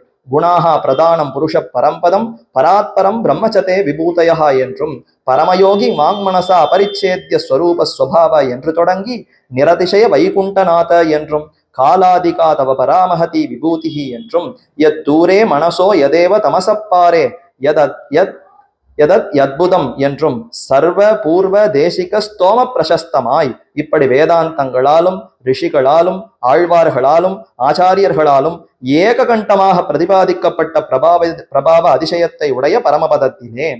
அப்பேற்பட்ட அந்த பரமபதம் இப்ப ஆழ்வார்களுடைய ஸ்தோத்திரங்களாச்சு, ஆழ்வார்களுடைய அருளி செயல்களாச்சா. அடுத்து ஆச்சாரியர்களுடைய ஸ்தோத்திரங்கள், முதல்ல வேதாந்தங்கள், அதை பின்பற்றி இருக்கக்கூடிய ஸ்மிருதிகள், இதிகாச புராணங்கள், அதே மாதிரி பாஞ்சராத்திர சாஸ்திரங்கள், அதிலிருந்தெல்லாம் பிரமாணங்களை எடுத்தார். சரி, அது மட்டும் போராதே, ஆழ்வார்களுடைய அருளி செயல்கள் வேண்டும், அந்த பிரமாணங்களை எடுத்தார். இதற்கு அடுத்ததாய் ஆச்சாரியர்களுடைய ஸ்தோத்திரங்கள், அவர்கள் காட்டக்கூடிய அந்த விஷயங்களையும் இங்கு காட்டி, இதனாலே அந்த பரமபதம்ங்கிறது நிகரற்றது, ஒப்பற்றது, சிறந்த பெருமை கொண்டிருப்பது என்பதை தெரிவிக்கிறார். ஆளவந்தாருடைய ஸ்தோத்திர ரத்னத்திலே 17வது ஸ்லோகம், குணாஹா பிரதானம் புருஷா பரம்பதம் பராத்பரம் பிரம்மச்சதே விபூதயா தே விபூதயா, உனக்கு இவைகளெல்லாம் சொத்து. எது? இந்த விஷயங்கள் எல்லாம் எது? குணாகா பிரதானம், சத்தம் ரஜஸ் தமசுங்கிற முக்குணங்களோடு கூடியிருக்கக்கூடியதான பிரகிருதி. பிரதானம் என்ன அதற்கு பெயர், அதை வைத்துதானே ஜகத்தை படைக்கிறார். அப்ப பிரதானம், குணாகா பிரதானம், குணங்களோடு கூடியிருக்கக்கூடியதான பிரதானம் எம்பெருமானுக்கு சொத்து. புருஷா என்றால் ஜீவாத்ம சமஷ்டி, அனைத்து ஜீவாத்மாக்களுடைய அந்த கூட்டம், அனைத்து ஜீவர்களும் எம்பெருமானுக்கு சொத்து. அச்சேதனமாக இருக்கக்கூடிய பிரகிருதி எம்பெருமானுக்கு சொத்து. அதை விட உயர்ந்ததாய் அறிவோடு திகழக்கூடியதான புருஷன் ஜீவாத்மா எம்பெருமானுக்கு சொத்து. பரம்பதம் பராத்பரம் பிரம்மச்சதே விபூதயா, பரம்பதம்ங்கிறதுதான் அந்த இடம், பரமபதம் உயர்ந்த அந்த இடம், எம்பெருமான் எழுந்தருள் இருக்கக்கூடிய அந்த இடம் எம்பெருமானுக்கு சொத்து. அதே போல பராத்து பரம் பிரம்ம, இந்த உலகத்துல இருக்கக்கூடிய பக்தர்கள், அதே மாதிரி இந்த பக்தர்களை காட்டிலும் முக்தர்களை காட்டிலும் சிறந்திருக்கக்கூடிய நித்திய சூரிகள் பராத்பரம் பிரம்மச்சதே விபூதயா. அப்ப இந்த உலகத்து பக்தர்கள், அதே மாதிரி முக்தர்கள், இவர்களை காட்டிலும் கர்ம சம்பந்தமே இல்லாமல் வைகுந்தத்துல என்றென்றும் இருந்து பெருமானுக்கு தொண்டு செய்கிறார்களா? அப்படிப்பட்ட ஜீவாத்மாக்களும் எம்பெருமானுக்கு சொத்து. இவர்கள் இத்தனை பேரும் எம்பெருமானுக்கு சொத்து என்ன ஆளவந்தார் தெரிவிக்கும் பொழுது, பரம்பதம் நிகரற்றதாய் ஒப்பற்றதான அந்த பதம் இடம் எம்பெருமானுக்கு சொத்துன்னு தெரிவித்தாரா. மேலே பரமயோகி வாங்மனசா அபரிச்சேத்திய ஸ்வரூப ஸ்வபாவ என்று தொடங்கி நிரதிசய வைகுண்டநாத என்ன சுவாமி ராமானுஷர் அவர் கத்தியத்ரயத்துல வைகுண்ட கத்தியத்துல தெரிவிக்கிறார். பரமயோகி வாங்மனசா அபரிச்சேத்திய ஸ்வரூப ஸ்வபாவ, எம்பெருமான் எப்படிப்பட்டவர்? சிறந்த யோகிகளாலும் தன்னுடைய வாக்கு மனசினாலே இவ்வளவு என்று பரிச்சேதித்து அறிய முடியாதவர். அபரிச்சேத்திய ஸ்வரூப ஸ்வபாவன், எம்பெருமானுடைய தன்மை இத்தகையது, எம்பெருமான் இன்னென்னபடி இருப்பார், இன்னென்ன குணங்களோடு கூடியிருக்கிறார்னு அறுதியிட்டு முடிக்க முடியுமான்னா யாராலும் முடிவு கட்டி சொல்ல முடியாதே, ஓரளவுக்குத்தான் அறிய முடியும். நம்மால் மட்டும் இல்ல, பரம யோகி, சிறந்த யோகிகள், யோகிகள்ல தலை சிறந்தவர்களா இருக்கக்கூடியவர்களாலும் தன்னுடைய வாக்குக்கும் மனசுக்கும் எட்டலையே. வாக்கால இவரை சொல்லி முடிக்க முடியலையே, மனதால சிந்தித்து முடிக்க முடியலையேன்னு அவர்கள்லாம் கலங்குகிறார்கள். இன்னும் முயற்சி செய்தே கொண்டிருக்கிறார்கள். யதோவாச்சோ நிவர்த்தந்தே அப்பிராப்பிய மனசா சகா என்று வேதாந்தமே என்னுடைய வாக்குக்கும் மனசுக்கும் எட்டலேன்னு அது திரும்பி கொண்டிருக்கிறது. இன்னைக்கும் முயற்சி பண்ணி திரும்பி கொண்டிருக்கிறேன்னு வேதாந்தம் தெரிவிக்கிறது. அப்ப வேதாந்தத்துக்கே முடியலன்னா அந்த வேதாந்தத்தை கற்றுணர்ந்த பரம யோகிகளா இருக்கக்கூடிய ஞானிகளால முடியுமோ? அவர்களுக்கும் எம்பெருமானுடைய ஸ்வரூபம் சுபாவம் இப்படிப்பட்டதுன்னு அறிய முடியாது என்று தொடங்கி நிரதிசய வைகுண்டநாத. நிரதிசயம், அதிசயம்னா ஒரு சிறந்த பெருமை, நிரதிசயம்னா இதற்கு மேல் இல்லைங்கிற அளவிற்கு உயர்ந்த பெருமை கொண்டிருக்கிறாராம். நிரதிசய வைகுண்டநாத, அந்த வைகுண்டத்திற்கு அதனுடைய பெருமை அப்பேற்பட்ட அந்த பெருமையை காட்டிலும் மேல மற்றொன்று கிடையாது. அப்ப உயர்ந்த அதிசயம், உயர்ந்த பெருமை கொண்டிருக்கிறது, அதற்கு மேல மற்றொன்று இல்லைங்கிற அளவிற்கு உயர்ந்ததாக இருக்கக்கூடிய வைகுண்டத்திற்கு எம்பெருமான் நாதனாக அங்கே இருந்து எம்பெருமான் ஆட்சி புரிகிறான் என்று இப்படி எம்பெருமானாருடைய அந்த கத்தியத்திரய வாக்கியத்தை எடுத்தார். காலாதிகா தவ பராமகதி விபூதிஹி, இது ஸ்ரீவைகுண்டஸ்தவத்துல கூறத்தாழ்வான் தெரிவிக்கிறார். காலாதிகா தவ பராமகதி விபூதிஹி, காலத்தை தாண்டியது, காலத்திற்கு அப்பாற்பட்டது, தவ பராமகதி உன்னுடையதான, பரா உயர்ந்ததாக இருக்கக்கூடிய, மகதி விபூதிஹி மிகவும் சிறந்ததாக இருக்கக்கூடிய செல்வம், அனைத்த காட்டிலும் உயர்ந்ததாய் பல சிறப்புகளோடு கூடியிருக்கிற உன்னுடைய சொத்து இருக்கே பரமபதம், அது காலத்தை எல்லாம் தாண்டி நிற்கிறது என்று தெரிவிக்கிறார். யது தூரே மனசோ யதேவ தமசப்பாரே யத் அத்புதம், யத் யத் அத்புதம் என்று இது ஸ்ரீகுணரத்ன கோஷத்திலே அதே கூறத்தாழ்வான் பராசர பட்டர் அவர் ஸ்ரீகுணரத்ன கோஷத்தில் தெரிவிக்கிறார். யது தூரே மனசோ, மனதாலே இவ்வளவுன்னு சொல்லி முடிக்க முடியாத அளவிற்கு தூரத்துல இருக்கக்கூடியது அந்த வைகுண்டம்ங்கிற இடம். யதேவ தமசப்பாரே, இதற்கு முன்னாடி ரஜோகுணத்துக்கு அப்பாற்பட்டதுன்னு பார்த்தோமே, இங்கு தமசஹா பாரே, தமசுங்கிற இந்த உலகம், இந்த பிரகிருதி, இதை காட்டிலும் அப்பாற்பட்டது, மிகவும் தூரத்துல இருக்கக்கூடியது. யதத் அத்புதம். சரி, அப்படி தூரக்க இருக்கிறதுன்னா ஏதாவது விஷயம் இருக்கா, அதுல சுகம் இருக்குமா, ஆனந்தம் இருக்குமான்னா அற்புதமாய் ஆச்சரியமாய் இப்படிப்பட்டதுன்னு அதை அறிய முடியாத அளவிற்கு மிகவும் சிறப்பானதாக அது இருக்கும். அப்ப மனசுக்கு அப்பாற்பட்டது, தமசுக்கு அப்பாற்பட்டது, மிகவும் சிறப்பு வாய்ந்தது அந்த ஸ்ரீவைகுண்டம் என்ன அதை தெரிவிக்கிறார். ஆக இப்படி சர்வ பூர்வ தேசிக ஸ்தோம பிரசஸ்தமாய், ஸ்தோம பிரசஸ்தம் ஸ்தோத்திரத்தினாலே பெருமை பெற்றது எது ஸ்ரீவைகுண்டம்ங்கிறது, இவர்களுடைய ஸ்தோமம் ஸ்துதியினாலேயே பிரசஸ்தம் மிகவும் விளங்கி நிற்கிறது. இத்தனை பேர் ஸ்துதிக்க அந்த வைகுண்டம்ங்கிறது எப்பேற்பட்ட பெருமையோடு பிரகாசிக்கிறது. அதைத்தான் சர்வ பூர்வ தேசிக, சர்வன்னா அனைவத்து, பூர்வன்னா முன்னாடி இருக்கக்கூடிய தேசிகர்கள், ஆச்சாரியர்கள். இப்ப ராமானுஜர் அவர் காலத்துல தானே ராமானுஜர் நம்பிள்ளை, அவர் காலத்துல அவர் பின்பழக பெருமாள்ஜியர் இருக்கார். இப்ப இவருக்கு முற்பட்டதாக இருக்கக்கூடிய அனைத்து ஆச்சாரியர்களாலும் நன்கு புகழப்பட்ட இடம் அந்த ஸ்ரீவைகுண்டம்.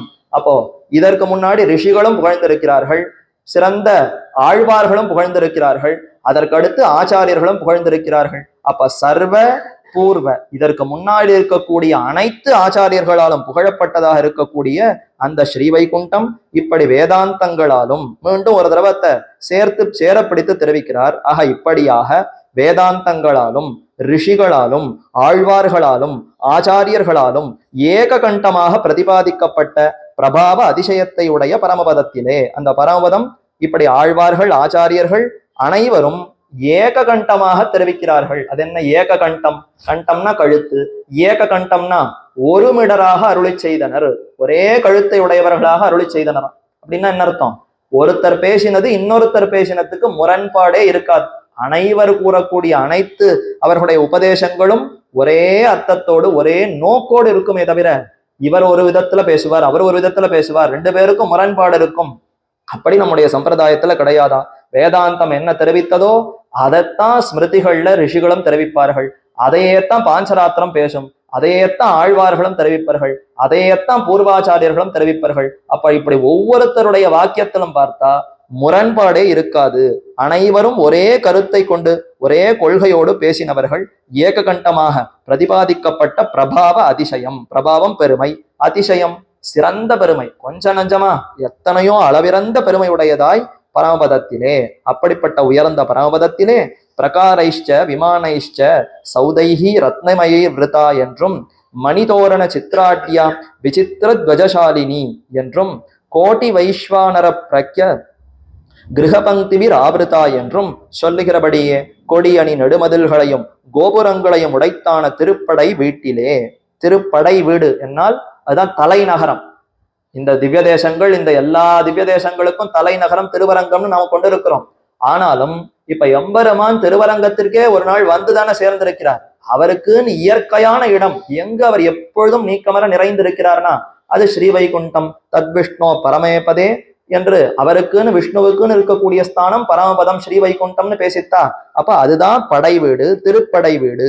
அந்த திருப்படை வீடு எப்படி அமைந்திருக்கிறது அதனுடைய விவரணத்தை சில ஸ்லோகங்கள்ல காட்டுகிறார். பிராகாரைஷ்ட விமானைஷ்ட சௌதைஹி ரத்னமயை விருதா. சிறந்த பிராகாரங்கள் மதில்களோடு கூடியிருக்கும், விமானங்கள் அழகழகான விமானங்களோடு கூடியிருக்கும், சௌதைஹி என்றால் அரண்மனைகளோடு கூடியிருக்கும், ரத்னமயை விருதா தூமணி மாடத்து சுத்தம் விளக்கரிய ஆண்டாள் காட்டுகிறாள. கோபிகைகள் இருக்கக்கூடிய அந்த மாட மாளிகைகளே தூய மணிகளாலே சமைப்பிக்கப்பட்டிருக்கும்னா வைகுண்டத்துல இருக்கக்கூடிய மாளிகைகள் அங்க இருக்கக்கூடிய பிராகாரங்கள் எப்படி இருக்கும்? அப்ப மிகவும் தூய்மையான அந்த மணிகளாலே சமைக்கப்பட்டது. ரத்னமயை விருத்தா ரத்னங்களாலே நன்கு அது ஒளி பொருந்தியதாய் பிரகாசிக்க கூடியதான பிராகாரங்கள் என்ன, விமானங்கள் என்ன, அரண்மனைகள் என்ன, இதெல்லாம் அங்க நிறைந்து இருக்குமா ஸ்ரீ வைகுண்டத்துல. மணி தோரண சித்ராட்யா விசித்திரத்வஜசாலினி. மணிகள், ரத்னங்கள், மாணிக்கங்கள், தோரணங்கள், அந்த மணிகள் பொறுக்கப்பட்ட தோரணமா. நம்ம மாவில தோரணம் கட்டுறோம் இந்த லோகத்துல நம்ம பண்டிகைனா, வைகுந்தத்துல அந்த தோரணங்கள் எல்லாம் மணி மாணிக்கங்களாலேயே தோரணங்கள் கட்டப்பட்டிருக்கும். மணி தோரண சித்ராட்யா விசித்திரத்வஜசாலினி. சித்ராட்யா என்றால் ரொம்ப சிறந்த அழகான அந்த வர்ணங்களோடு கூடினதாய், விசித்திர பார்க்கறதுக்கே ரொம்ப ஆச்சரியமாய் பல பல அந்த நிறங்கள் பல பல அழகோடு கூடினதாய், துவஜங்கள் கொடிகளாலே நன்கு விளங்கி நிற்கும், கொடிகளை கொண்டிருக்கும், சிறந்த பிராகாரங்கள் இருக்கும், ரத்னங்களாலே இழைக்கப்பட்டதாய் ரொம்ப ஆச்சரியமாக இருக்கக்கூடிய அந்த வைகுண்ட நகரம் என்றும். கோட்டி வைஸ்வானர பிரக்யத கிரக பங்கிபிர் ஆபிருதா. கிரகங்கள் மாட மாளிகைகள், பங்கிகள்னா வரிசை வரிசையா பல கிரகங்கள் இருக்குமா. என்ன அந்த நம்மாழ்வார் சூழ்விசம் பணிமுகள்ங்கிற இடத்துல என்ன தெரிவிக்கிறார்? பலரும் வானவர் கை நிறை காட்டினர், எதிர் திசை தங்களுடைய இருப்பிடங்களை அமைத்து கொண்டனர்னு காட்டுகிறாரே. அப்ப அங்க கூட இருப்பிடங்கள் இருக்கு, அவர்களெல்லாம் வசிக்கிறார்கள். வசிப்பதற்கு கிரகங்கள் வரிசையா கட்டப்பட்டிருக்கிறது. அந்த பங்கினா வரிசை. அப்ப கிரக பங்கிஹி, அங்க வரிசையா கிரகங்கள் இருக்குமா, அதனாலே சூழப்பெற்றதாக இருக்கும். அந்த கிரகங்களினுடைய ஒளி எப்படி வீசும்னா, கோட்டி வைஸ்வானர பிரக்ய. வைஸ்வானரம்னா நெருப்பு, கோட்டி வைஸ்வானரம் கோடி கணக்கில நெருப்புகள் அப்படி ஒன்னா சேர்த்தால் கூட அதனுடைய ஒளி கூட குன்றி விடுமா. அந்த வைகுந்தத்தில் இருக்கக்கூடிய அந்த கிரகங்களுடைய ஒளி அது அப்படி பெரிதாக இருக்கும். ரொம்ப ஒளி வீசி கொண்டிருக்கக்கூடிய அந்த கிரகங்கள் எல்லாம் வரிசையாக வைகுண்டத்தில் இருக்கிறது என்று சொல்லுகிறபடியே கொடியணி நெடுமதில்களையும் கோபுரங்களையும் உடைத்தான திருப்படை வீட்டிலே. அப்ப கொடிகளாலேயே அலங்கரிக்கப்பட்டிருக்கிறது. கொடி அணி, அணின்னா அழகு செய்கிறது. கொடிகளாலேயே அழகு செய்யப்பட்ட நெடு மதில்களையும் கோபுரங்களையும் உடைத்தான திருப்படை வீட்டிலே. அப்படிப்பட்ட அந்த பரமபதம் இப்படி கோபுரங்களாலேயும் அனைத்தினாலேயும் விளங்கி நிற்கக்கூடியது என்று சொல்லி, மணிமாட மாளிகைகளாலே சூழப்பட்ட செம்பொன்சை கோயிலிலே. மணி மாடங்கள், மணிகளாலேயே சமைக்கப்பட்ட அந்த மாடங்கள், மாளிகைகளாலேயே சூழப்பட்ட செம்பொன்சை கோயில். நமக்கு செம்பொன்சை கோயில்னு ஒரு திவ்ய தேசம் இருக்கு, ஆனா இங்க செம்பொன்சை கோயில்னு சொல்லுவது ஸ்ரீ வைகுண்டம். செம்பொன் என்றால் சுட்டுரைத்த நன்பொன் உன் திருமேனி ஒளி ஒவ்வாது முடிச்சோதியாய்ங்கிற அந்த பதிகத்துல காட்டுகிறாரே. எம்பெருமானுடைய திருமேனியினுடைய அந்த ஒளிக்கு சுரங்கத்திலிருந்து வெட்டி எடுக்கக்கூடிய அந்த தங்கம் அது எவ்வளவு ஆச்சரியமா இருக்குமோ, அப்படிப்பட்ட அந்த தங்கம், அதற்கு மேல அதற்கு என்ன நிறைய அதை தீட்டி தீட்டி பட்ட தீட்டி அதை எவ்வளவு பிரகாசப்படுத்தினாலும் அதனுடைய ஒளிங்கிறது பெருமானோடு சேர வைத்து பார்த்தால் அந்த ஒளி ஒன்றுமே இல்லைன்னு அதை தள்ளிவிடலாமா. அத மாதிரி இவ்விடத்துல சொல்லும் பொழுது செம்பொன்சை கோயில், அந்த செம்மையான சிகப்பு நிறத்துல ஜொலிக்கக்கூடிய பொன் தங்கத்தினாலேயே செய்யப்பட்ட ஒரு கோயில், ஒரு இருப்பிடம் போலே அந்த ஸ்ரீ வைகுண்டம். பொன்னுலகு என்ன ஆழ்வார் தெரிவிக்கிறாரே, பொன்னுலகு ஆளீரோ புவனி முழுது ஆளீரோ. பொன்னுலகுன்னா அந்த உலகமே பொன்னாலேயே ஆக்கப்பட்டிருக்கிறதோ என்கிறா போலே அவ்வளவு ஒளி வீசும் செம்பொன்சை கோயிலிலே. சஹசிரஸ்தூனே விமிதே திருட உக்ரே யத்ர தேவானாம் அதிதேவஹ ஆஸ்தே என்றும் மத்தியேது மண்டபே திவ்யே ராஜாஸ்தானம் மகோஸ்ரயம் மாணிக்ய ஸ்தம்ப சாஹசிரஜுஷ்டம் ரத்னமயம் சுபம் நித்யமுக்தை சமாகீர்ணம் சாமகானோபசோபிதம் அதீவ தத் சதா பூர்ணம் என்றும் மாமணி மண்டபத்து அந்தமில் பேரின்பத்து என்றும் சொல்லப்பட்ட ஆனந்தை காரணவமான திருமாமணி மண்டபத்திலே. பெரிய நாடு வைகுண்டம்ங்கிற ஒரு பெரிய நாடு இருக்குன்னு பார்த்துட்டோம். அந்த நாடுக்குள்ள வெறும் தரிசு நிலமா இருக்குமா, வெறும் வயக்காடா இருக்குமான்னா இல்ல, நிறைய ரத்னங்கள் மாணிக்கங்களாலே சமைக்கப்பட்ட மாடங்கள், கோபுரங்கள், மாளிகைகள் அனைத்தும் இருக்கும்னு பார்த்தோம். சரி, இதற்கெல்லாம் நிர்வாகமா இருக்கக்கூடிய எம்பெருமான் எங்க இருப்பார்? அவரும் ஏதோ ஒரு குடிசை போட்டு இருப்பாரான்னா, அவருக்கு இருக்கக்கூடிய இடம், அவர் தான் ராஜா சக்கரவர்த்தி. அவருடைய இருப்பிடம் எப்படி இருக்கும் அதைத்தான் இந்த ஸ்லோகத்துல விவரிக்கிறார். அவர் இருக்கக்கூடிய இடம் திருமாமணி மண்டபமா. இப்ப திருவரங்கத்துல போய் சேவித்தால் 1000 மண்டபம்னு இருக்கு, அங்கதானே ராப்பத்து உற்சவம் தற்பொழுதான சில தினங்களுக்கு முன்பு நடைபெற்றது. அதே போல வைகுண்டத்துல சஹஸ்ரஸ்தூணே விமிதே, ஆயிரக்கணக்கில் அந்த தூண்கள் உடைத்தாய். விமிதே என்றால் ரொம்ப விஷாலமான விஸ்தாரமான இடத்தோடு இருக்குமா. திருடம் உறுதியானதாய். உக்ரே என்றால் ரொம்ப ஒளி பொருந்தியதாய், பிரகாசிக்க கூடியதாய். எத்திர தேவானாம் அதிதேவகா ஆஸ்தே, எந்த இடத்திலே தேவானாம் அதிதேவகா, தேவர்கள்னு சொன்னா ஏதோ இந்த பிரம்மருத்ராதி தேவர்கள் அல்ல, நித்திய சூரிகளே இவ்விடத்துல தேவர்கள். அந்த தேவர்களுக்கெல்லாம் அதிதேவனாய். அர்த்திதார்த்த பரிதான தீட்சிதம் ஸ்ரீநிதிம் நிதிமபாரம் அர்த்தினாம் அர்த்திதார்த்த பரிதான தீட்சிதம், தேவதேவனான எம்பெருமான்னு கொண்டாடுகிறோமே, அப்படிப்பட்ட அந்த எம்பெருமான் தேவானாம் அதிதேவகா, தேவர்களையெல்லாம் நன்கு நியமிக்க கூடியவனாய், அவர்களுடைய பெருமைகளை காட்டிலும் அதி விலட்சணமான பெருமைகள் கொண்டிருக்கக்கூடிய எம்பெருமான். ஆஸ்தே என்றால் வீற்றிருந்துன்னு நேத்திக்கு பார்த்தோமே, தன்னுடைய பெருமை தோன்ற அந்த அழகு அந்த பெருமைகள் எல்லாம் வெளிப்படுத்தி கொண்டு எம்பெருமான் அங்கு அவன் அப்படி வீற்றிருக்கிறானாம். அது இந்த பிரமாணத்துல தெரிந்தது. மேலும் மத்தியேது மண்டபே திவ்யே, மத்தியே அந்த ஊருக்கு அந்த நாட்டுக்கு நடுவுல அழகான ஒரு மண்டபம். மத்தியேது மண்டபே, நடுவான இடம். தாமரை புஷ்பம் இருக்கா, பல தளங்களோடு ஒரு தாமரை இருக்கு, இதழ்களா இருக்கு. இதழ்களை எல்லாம் நகர்த்தினா உள்ள அழகான அதனுக்கு நடுவான ஒரு பகுதி இருக்கு, கர்ணிகை, அதனுடைய நடுவு பகுதி. அதை போலத்தான் இப்ப வைகுந்தத்துல புற இதழ்களாக இந்த மாளிகைகள் மண்டபங்கள் எல்லாம் இருக்கும். இதையெல்லாம் தள்ளி நடுவுல பார்த்தால் அழகான மண்டபம் இருக்குமா. திவ்யே, ரொம்ப திவ்யமானது. திவ்யம்னா அப்ராக்கிருத்தமானதுன்னு அர்த்தம், ஒளி பொருந்தியதுன்னு அர்த்தம். பிராகிருத்தமா இருக்கிறதுக்கெல்லாம் திவ்யம்னு பேர் வராது. எம்பெருமான் அங்க இருக்கக்கூடிய அந்த மண்டபம், அவர் எழுந்தருள் இருக்கக்கூடிய இடமெல்லாம் திவ்யமானது. அதனால அது திவ்யம்னா அப்ராகிருத்தமானது, பஞ்சோபனிஷத் மயமானது. ராஜ ஆஸ்தானம், ராஜாஸ்தானம், அவர்தான் ராஜா, வைகுண்டத்துக்கே அதிபதி அல்லவா. அப்படிப்பட்ட எம்பெருமான் அவருடைய ஆஸ்தானம், அவருடைய இடம் இருக்கிறதா. மகோச்ரயம் என்றால் மிகவும் உயர்ந்த இடமாக இருக்குமா. எல்லா நித்திய சூரிகளும் கீழே இருப்பா, பெருமானுடைய இருப்பிடம்ங்கிறது சற்று உயர. ஏன்னா ராஜாங்கிறவர் எவ்வளவு உயர எழுந்தருள் இருக்கணும், அதனால அவருடைய ஆசிரியம் அவருடைய அந்த இடம்ங்கிறது சற்று உயர நோக்கி உயர்ந்து இருக்கும். மகோஸ்ரயம் மாணிக்ய ஸ்தம்ப சஹஸ்ர ஜுஷ்டம், மாணிக்கங்களாலேயே ஸ்தம்பங்கள் தூண்கள், மாணிக்கங்களாலேயே பல தூண்கள் வைக்கப்பட்டது. ஆயிரக்கணக்கான தூண்களோடு ஜுஷ்டம்னா ரொம்ப சிறந்து விளங்கி நிற்கிறது. ரத்னமயம் சுபம், மாணிக்கங்களால தூண், ரத்னங்களால தர, ரத்னங்களால மாடம் என்ன, இதெல்லாம் இப்படியே மணி மாணிக்கங்களால அலங்கரிக்கப்பட்டிருக்கக்கூடியதான உயர்ந்த திருமாமணி மண்டபத்திலே தனித்திருப்பரா. நித்திய முக்தை சமாகீரணம், நித்தியர்கள் என்ன முக்தர்கள் என்ன, அனந்தன் கருடன் விஸ்வக்சேனர் முதலான நித்திய சூரிகள், இங்கிருந்து சம்சாரத்திலிருந்து விடுபட்டு வைகுந்தத்தை அடைந்திருக்கக்கூடிய முக்தர்கள். சமாகீரணம் சாமகானோ உபசோபிதம், இவர்களாலே நன்கு சூழப்பட்டவனாய். இவர்களா என்ன சுவாமி செய்வார்கள்னா சாமகான உபசோபிதமா, அங்க போய் சாமகானம் செய்து கொண்டிருப்பார்கள்.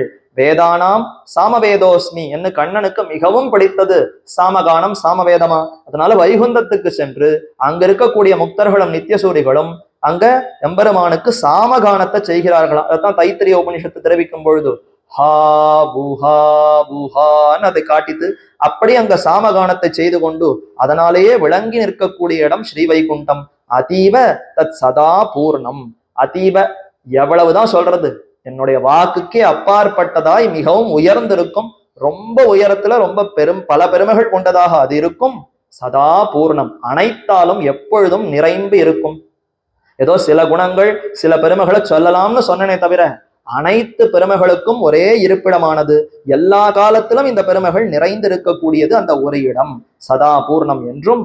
சரி, இது வரைக்கும் வடமொழி பிரமாணங்கள். இனி ஆழ்வார் தெரிவித்தது மாமணி மண்டபத்து அந்தமில் பேரின்பத்து என்று 10ஆம் பத்துல இறுதியில் ஆழ்வார் தெரிவித்தாரே, வந்தவர் எதிர்கொள்ள மாமணி மண்டபத்து அந்தமில் பேரின்பத்து அடியரோடு இருந்தமை என்ன சிறந்த மாமணிகள், சிறப்பு பெற்ற ஒளி பொருந்திய பெரிய பெரிய மணிகளாலே சமைக்கப்பட்ட மண்டபத்துக்கு நடுவிலே அந்தமில் பேரின்பம், அந்தமே இல்லாததாய் முடிவே இல்லாததான உயர்ந்த ஆனந்தத்தோடு எம்பெருமான் எழுந்தருளி இருக்கிறான். நமக்கும் ஆனந்தத்தை கொடுக்கிறான். சத்தியம் ஞானம் அனந்தம் பிரம்ம என்று வேதாந்தங்கள் தெரிவித்த அந்த பரம்பொருள் பரமாத்மா அங்கு எழுந்தருளி இருக்கிறார். அத்தை நான் கண்டேன் அடைந்தேன் ஆழ்வார் தெரிவித்தாரா. அப்ப அவருடைய திருவாக்கிலிருந்தும் வைகுந்தத்துல மாமணி மண்டபங்கள் இருக்குன்னு படிப்படியா கொண்டு போறார். வைகுந்தம்ங்கிற இடம் இருக்குன்னு சொன்னார், இடத்துக்குள்ள பல மாளிகைகள் உண்டு, அரண்மனைகள் உண்டு, மாடங்கள் உண்டுன்னு சொன்னார். அது மட்டும் இல்ல, அதுக்கு நடுவுல சிறந்த மகா திருமாமணி மண்டபம்ங்கிற ஒரு மண்டபம் இருக்கு. அங்குதான் எம்பெருமான் எழுந்தருளி இருக்கிறார். என்ன அத்தை இங்க தெரிவிக்கிறார்? ஆனந்தைக்க ஆர்ணவமான திருமாமணி மண்டபத்திலே. ஆனந்தைக்க ஆர்ணவம், அர்ணவம்னா கடல் சமுத்திரம். ஆனந்தைக்க அர்ணவம், உப்பு சமுத்திரமோ ஏதோ கரும்பு சமுத்திரமோ அது இல்லையா, ஆனந்தத்தினாலேயே ஒரு சமுத்திரம் இருந்தா எப்படி இருக்கும்? மகிழ்ச்சி, ஆனந்தம், இன்பம், இதனாலேயே ஒரு சமுத்திரம் இருந்தால் எப்படி இருக்கும்? அத மாதிரி இருக்கக்கூடிய இடமா ஆனந்தைக்க அர்ணவமான திருமாமணி மண்டபத்திலே. திருமாமணி மண்டபம், திருனா உயர்ந்தது, மானாலும் உயர்ந்தது. அப்போ ஒப்பற்றதாய் நிகரற்றதாய் பெருமை கொண்டிருக்கக்கூடிய மணிகளாலே நிறைந்திருக்கக்கூடிய மண்டபத்திலே பரியங்க வித்யா பரியங்க வித்யாதி பிரத்யோதித்த அனவத்திய மாகாத்மியத்தை உடைய திவ்ய ஆஸ்தான மண்டபத்திலே. பரியங்க வித்யை, கௌஷீதிகி உபனிஷத்திலே பரியங்க வித்யை என்ன, ஜீவாத்மா இந்த முக்தன் இந்த சம்சாரத்தை விட்டு வைகுந்தத்துக்கு அடைந்தால் அங்கு எம்பெருமானை எப்படி அனுபவிக்கிறான்? அவர் எழுந்தருள் இருக்கக்கூடிய அந்த சேஷ பரியங்கம், நாகபரியங்கம், அதிலே காலை வைத்து ஏறி பெருமானை அனுபவிக்கிறான். பெருமானுடைய மடியில போய் அமர்கிறானா ஒரு முக்தன். அப்ப கோசி என்ன எம்பெருமான் கேட்க, அகம் பிரம்மாஸ்மி, நான் உன்னுடையவன், உனக்கே அடிமை என்ன எம்பெருமான் இடத்துல இந்த முக்தன் சொல்ல, ஏன் இத்தனை காலம் பிரிந்திருந்தாய், நல்லவேளை இப்பயாவது வந்தாயே என்று அவனை உச்சி முகந்து பார்த்து அனுபவித்து, சரி நீயும் நித்தியர்கள் முக்தர்களோடு ஒரு கோவையாக சேர்ந்திருந்து நமக்கு தொண்டுகளை செய்யன்னு அனுப்பி வைப்பாராம். அப்ப பரியங்க வித்யை என்று அந்த பரியங்கத்துல ஏறி நாம எம்பெருமான அனுபவிக்கிறோமே, அதை இந்த உலகத்துல இருந்து வித்தியினா உபாசனம் பண்ணணும். பரியங்க வித்தியில என்ன சொல்றது, நாம ஒரு காலத்துல முக்தனாகி எப்படி அனுபவிப்போங்கிறத இங்கிருந்தே உபாசனம் தினம்தோறும் தினம்தோறும் சிந்தித்தால் அதையே அந்த உபாசனத்தின முடிவில் அதை பெறலாம் என்னது பரியங்க வித்தியில கூறுகிறது. அப்ப அந்த பரியங்க வித்யா பிரத்யோதித்த, அதிலே பெருமையோடு பேசப்பட்டதாய், அனவத்திய எந்த தோஷம் அற்றதாய், மாகாத்மியத்தை உடைய சிறந்த பெருமையை உடையதான திவ்ய ஆஸ்தான மண்டபத்திலே. திருமாமணி மண்டபம்னு ஒண்ணு, அதற்கு நடுவுல எம்பெருமான் எழுந்தருள் இருக்கக்கூடியது திவ்ய ஆஸ்தான மண்டபம். இப்போ கோயில் முழுக்க இருக்கு, பக்கத்துல பார்சாரதி பெருமாள் எழுந்தருள் இருக்கிற கோவில்னா அந்த இடம் முழுக்க பூமி முழுவதே அவர் தான். ஆனாலும் அவர் இருக்கக்கூடிய இடம்னு பார்சாரதி கோவில்னு சொன்னா இந்த இடத்த தானே காட்டுவோம். சரி, அவர் எங்க இருக்காருன்னா அதற்குள்ள ஒரு பெரிய மகா மண்டபத்தோட அவர் இருக்கார். அதற்குள்ளேயும் அவர் எங்க இருக்காருன்னா இன்னும் உள்ள போனாதான் அவருடைய சன்னதி இருக்கு. அதே மாதிரி ஆயிரங்கால் மண்டபம் திருமாமணி மண்டபம், அதற்கு நடுவுல திவ்ய ஆஸ்தான மண்டபம் என்ற அந்த மண்டபத்துல பெருமான் எழுந்தருள் இருக்கிறாராம். எப்படி இருக்கிறார்? உபய விபூதியும் தொழிலாக வகுப்புண்டு. உபய விபூதி, நித்திய விபூதி, லீலா விபூதி, இரண்டு சொத்துகள். வைகுந்தம்ங்கிறது நித்திய விபூதி, லீலா விபூதி இந்த உலகம். பொன்னுலக ஆளீரோ புவனி முழுதாளீரோன்னு ஆழ்வார் தெரிவித்தா போலே அந்த இரண்டு செல்வங்களையும் தொழிலாக வகுப்புண்டு. அதை நன்கு காத்தல், ரட்சித்தல், படைத்தல். படைத்தல் அழித்தல்லாம் இந்த உலகத்துக்கு தான் உண்டு, வைகுந்தத்துக்கு கிடையாது. இருந்தாலும் அதையும் தன்னுடைய சொத்தாகத்தான் எம்பெருமான் கொண்டிருக்கிறார். அப்ப நித்திய லோகம் அதை எப்படி பரிபாலனம் பண்ணணும்ங்கிறது ஒரு பக்கம் வச்சுட்டு இருக்காராம். சரி, இந்த ஸ்ரீவைகுண்டத்துக்கு அப்புறம் இந்த லீலா விபூதி இருக்கே, இதை எப்படி பரிபாலனம் பண்ணணும், இதை எப்படி நியமிக்கணும்ங்கிறத இன்னொரு தொழிலாக கொண்டிருக்கிறாராம். அப்போ இரண்டையும், உபய விபூதியும் தொழிலாக வகுப்புண்டு, இரண்டையும் தனக்கு கொண்டு கோப்புடைய சீரிய சிங்காசனத்திலே. மாரிமலை முழஞ்சல்ங்கிற பாசுரத்தில் ஆண்டாள் தெரிவித்தாளே, படுக்கையறை வார்த்தையாக இருக்கக்கூடாது, கோப்புடைய சீரிய சிங்காசனத்திலிருந்து நீ வார்த்தை அருணியதாக இருக்க வேண்டும். கோப்புன்னா பெருமை, பெருமையுடைய சீரிய சிங்காசனம். இதற்குன்னு ஒரு பெருமை உண்டாம். என்ன பெருமை? எம்பெருமானே அதுல எழுந்தருளி இருந்தால் நிச்சயம் கை தட்டவே முடியாது. எங்கேயான வழியில அப்படி நடந்து கொண்டிருக்கிற சமயத்துல போய் பிரார்த்தித்தா கூட முடியாதுன்னு கை விட்டு விடுறதுக்கு வாய்ப்பு இருக்கான். ஆனா இந்த சிங்காசனத்துல பெருமாள் ஏறி உட்கார்ந்து விட்டாருன்னா பக்தனை நான் கைவிடவே மாட்டேன், என்னால கைவிடவே முடியாதுன்னு சொல்லி நிச்சயம் ரட்சிப்பாராம். அப்படிப்பட்ட பெருமை கொண்டிருக்கிறது. கண்ணன் பொய்யன்னு வார்த்தை உண்டா, ஏலா பொய்கள் உரைப்பானைன்னு. ஆனா இந்த சிம்மாசனத்துல ஏறி அமர்ந்தால் அவனும் உண்மைதான் பேசியாகணுமா, அவனால கூட பொய் பேச முடியாது. இப்படியெல்லாம் இந்த சிம்மாசனத்துக்கு பெருமை உண்டு. அல்லது கூர்மாதின் திவ்யலோகம் என்ற அந்த ஸ்லோகத்திலே சொல்லுமா போலே உயர்ந்த தர்மாதி பீடம், அதைத்தான் இந்த இடத்துல கோப்புடைய சீரிய சிங்காசனம்னு சொல்றா. அந்த தர்மாதி பீடத்துக்கு என்ன பெருமைனா, இந்த உலகத்துல தர்மம் அதர்மம், அதே மாதிரி ஞானம் அஜ்ஞானம், வைராக்கியம் அவைராக்கியம், ஐஸ்வர்யம் அனைஸ்வர்யம் என்று 4. தர்மம் வேதத்துல கூறப்பட்டிருக்கபடி நடந்தால் அது தர்மம், அதை மீறி நடந்தால் அதர்மம். ஞானம், அந்த எம்பெருமானுக்கே நான் அடிமை என தெரிந்து கொண்டு அதற்கு ஏற்ப இருந்தால் ஞானம். அது இல்லாமல் உலக விஷயமான எத்தை தெரிந்து கொண்டாலும் அஜ்ஞானம். வைராக்கியம் அவைராக்கியம், உலகத்து விஷயங்கள்ல வெறுப்பு ஏற்படுவது வைராக்கியம். எம்பெருமானிடத்துல விருப்பம் ஏற்பட்டால் அங்க விருப்பம் ஏற்பட்டால் இந்த உலகத்துல வைராக்கியம் வந்துடும். இங்க ஆசை வந்தால் அவைராக்கியம்.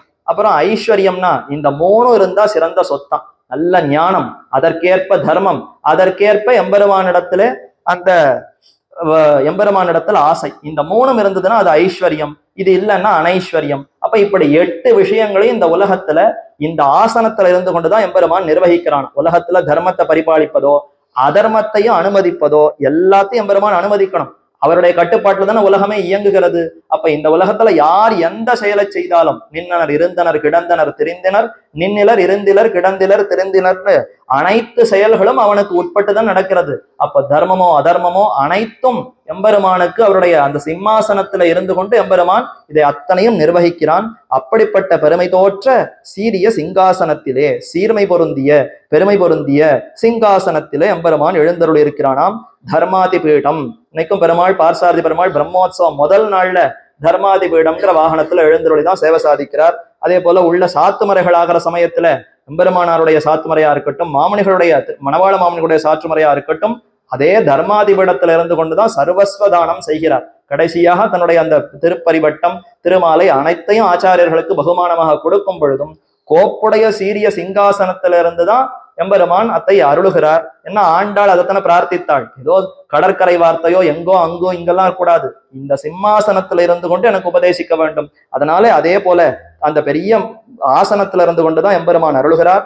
அதே போல வைகுந்தத்துல கோப்புடைய சீரிய சிங்காசனத்திலே அந்த இடத்திலே ஹிரண்மயே பரே கோஷே விரஜம் பிரம்ம நிஷ்கலம் தச்சுப்ரம் ஜோதிஷாம் ஜோதிஹி தத்யதாம் ஆத்மவிதோ விதுஹு என்றும் ந தத்ர சூரியோ பாதி ந சந்திர தாரகம் நேமா வித்யுதோ பாந்தி குதோயம் அக்னிஹி தமேவ பாந்தம் அனுபாதி சர்வம் தஸ்ய பாசா சர்வமிதம் விபாதி என்றும் திவிசூரிய சஹஸ்ரஸ்ய பவேத் பவேத் யுகவத் யுத்திதா யதிபாஸ் சதிருஷீ சா ஸ்யாத் பாசஸ்தஸ்ய மகாத்மனஹா என்றும் ஸ்ரக் வஸ்திராபரணைர் யுக்தம் ஸ்வானுரூபைர் அனுரூபமைஹி சின்மயைஹி சொப்பிரகாஷைஷ்ச அந்யோன்ய ருச்சிரஞ்சிதைஹி என்றும் என்ன இதுவரைக்கும் வடமொழி பிரமாணங்களை காட்டினார். இனி எம்பெருமானுடைய அந்த திருமேனி வர்ணனம்.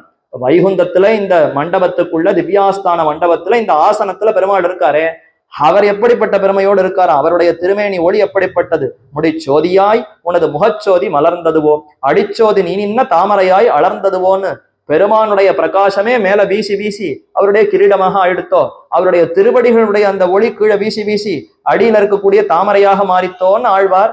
இது உன்னுடைய ஒளியால அப்படி ஆயித்தா, அதனுடைய ஒளியால இப்படி ஆயித்தான்னு அங்க கலங்கி அனுபவிக்கிறாரே, அதை போல இங்க எம்பெருமானுடைய ஒளி அப்படி பிரகாசமா இருக்கிறதாம். ஹிரண்மயே பரே கோஷே, ஹிரண்மயம் தங்க நிறத்தோடு இருக்கக்கூடியதான, பரே உயர்ந்ததாக இருக்கக்கூடிய, கோஷம்னா உலகத்துல, பரே கோஷே விரஜம் ரஜகுணத்துக்கு அப்பாற்பட்டது, ரஜஸே இல்லாதது, அங்க சுத்த சத்துவகுணம் தானே இருக்கும். அப்ப சுத்த சத்தமயமாய் பிரம்ம நிஷ்களம், பிரம்மம் அங்கு இருக்கிறார், உயர்ந்த அந்த பரபிரம்மம் அவ்விடத்துல இருக்கிறார். நிஷ்களம்னா அவருக்குன்னு தாழ்ந்த அவயவங்களே கிடையாது. இப்ப கர்மத்தினால் நமக்கு இந்த உடல் பிராகிருதமான இந்த தேக சம்பந்தம் ஏற்படுகிறது, பெருமானுக்கு இந்த மாதிரியான கர்மத்தினால உடலே கிடையாது. அப்ராகிருதமான திவ்யமான திருமேனி உண்டே தவிர கர்மத்தினாலே அவருக்கு ஏதோ தாழ்ந்த உடல் தாழ்ந்த தேகம்ங்கிறது அவருக்கு கிடையாது. அப்ப தாழ்ந்த அவயவங்கள் அவருக்கு கிடையாது. நிஷ்களம் தச்சுப்ரம், சுப்ரம்னா மிகவும் ஒளி பொருந்தியவராய், ரொம்ப வெள்ளவளையன்னு பார்க்கறதுக்கு அத்தனை பிரகாசிப்பவராய் இருக்கிறாராம். ஜோதிஷாம் ஜோதிஹி, ஜோதிஷ் பொருள்கள்னு பல இருக்கே, சூரியன் சந்திரன் நட்சத்திரங்கள் இதெல்லாம் ஒளி வீசக்கூடிய பொருள்கள், இதற்கெல்லாம் ஒளியை கொடுப்பவரே அவர்தானம்.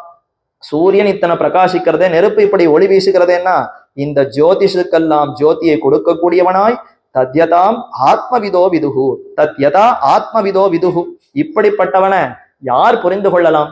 ஜோதிஷுக்கெல்லாம் ஜோதியாக இருக்கிறார், அனைவரை காட்டிலும் மேம்பட்டவராக இருக்கிறார்னு எப்படி தெரிந்து கொள்ளலாம்னா ஆத்மவிதோ விதுகு, பரமாத்மாவை நன்கு அறிந்தவர்களால மட்டும்தான் இதை நன்கு உணர முடியுமே தவிர ஏதோ சாமானியப்பட்ட ஜனங்களால இப்படிப்பட்ட பெருமைகளை எல்லாம் தெரிந்து கொள்ளவே முடியாது.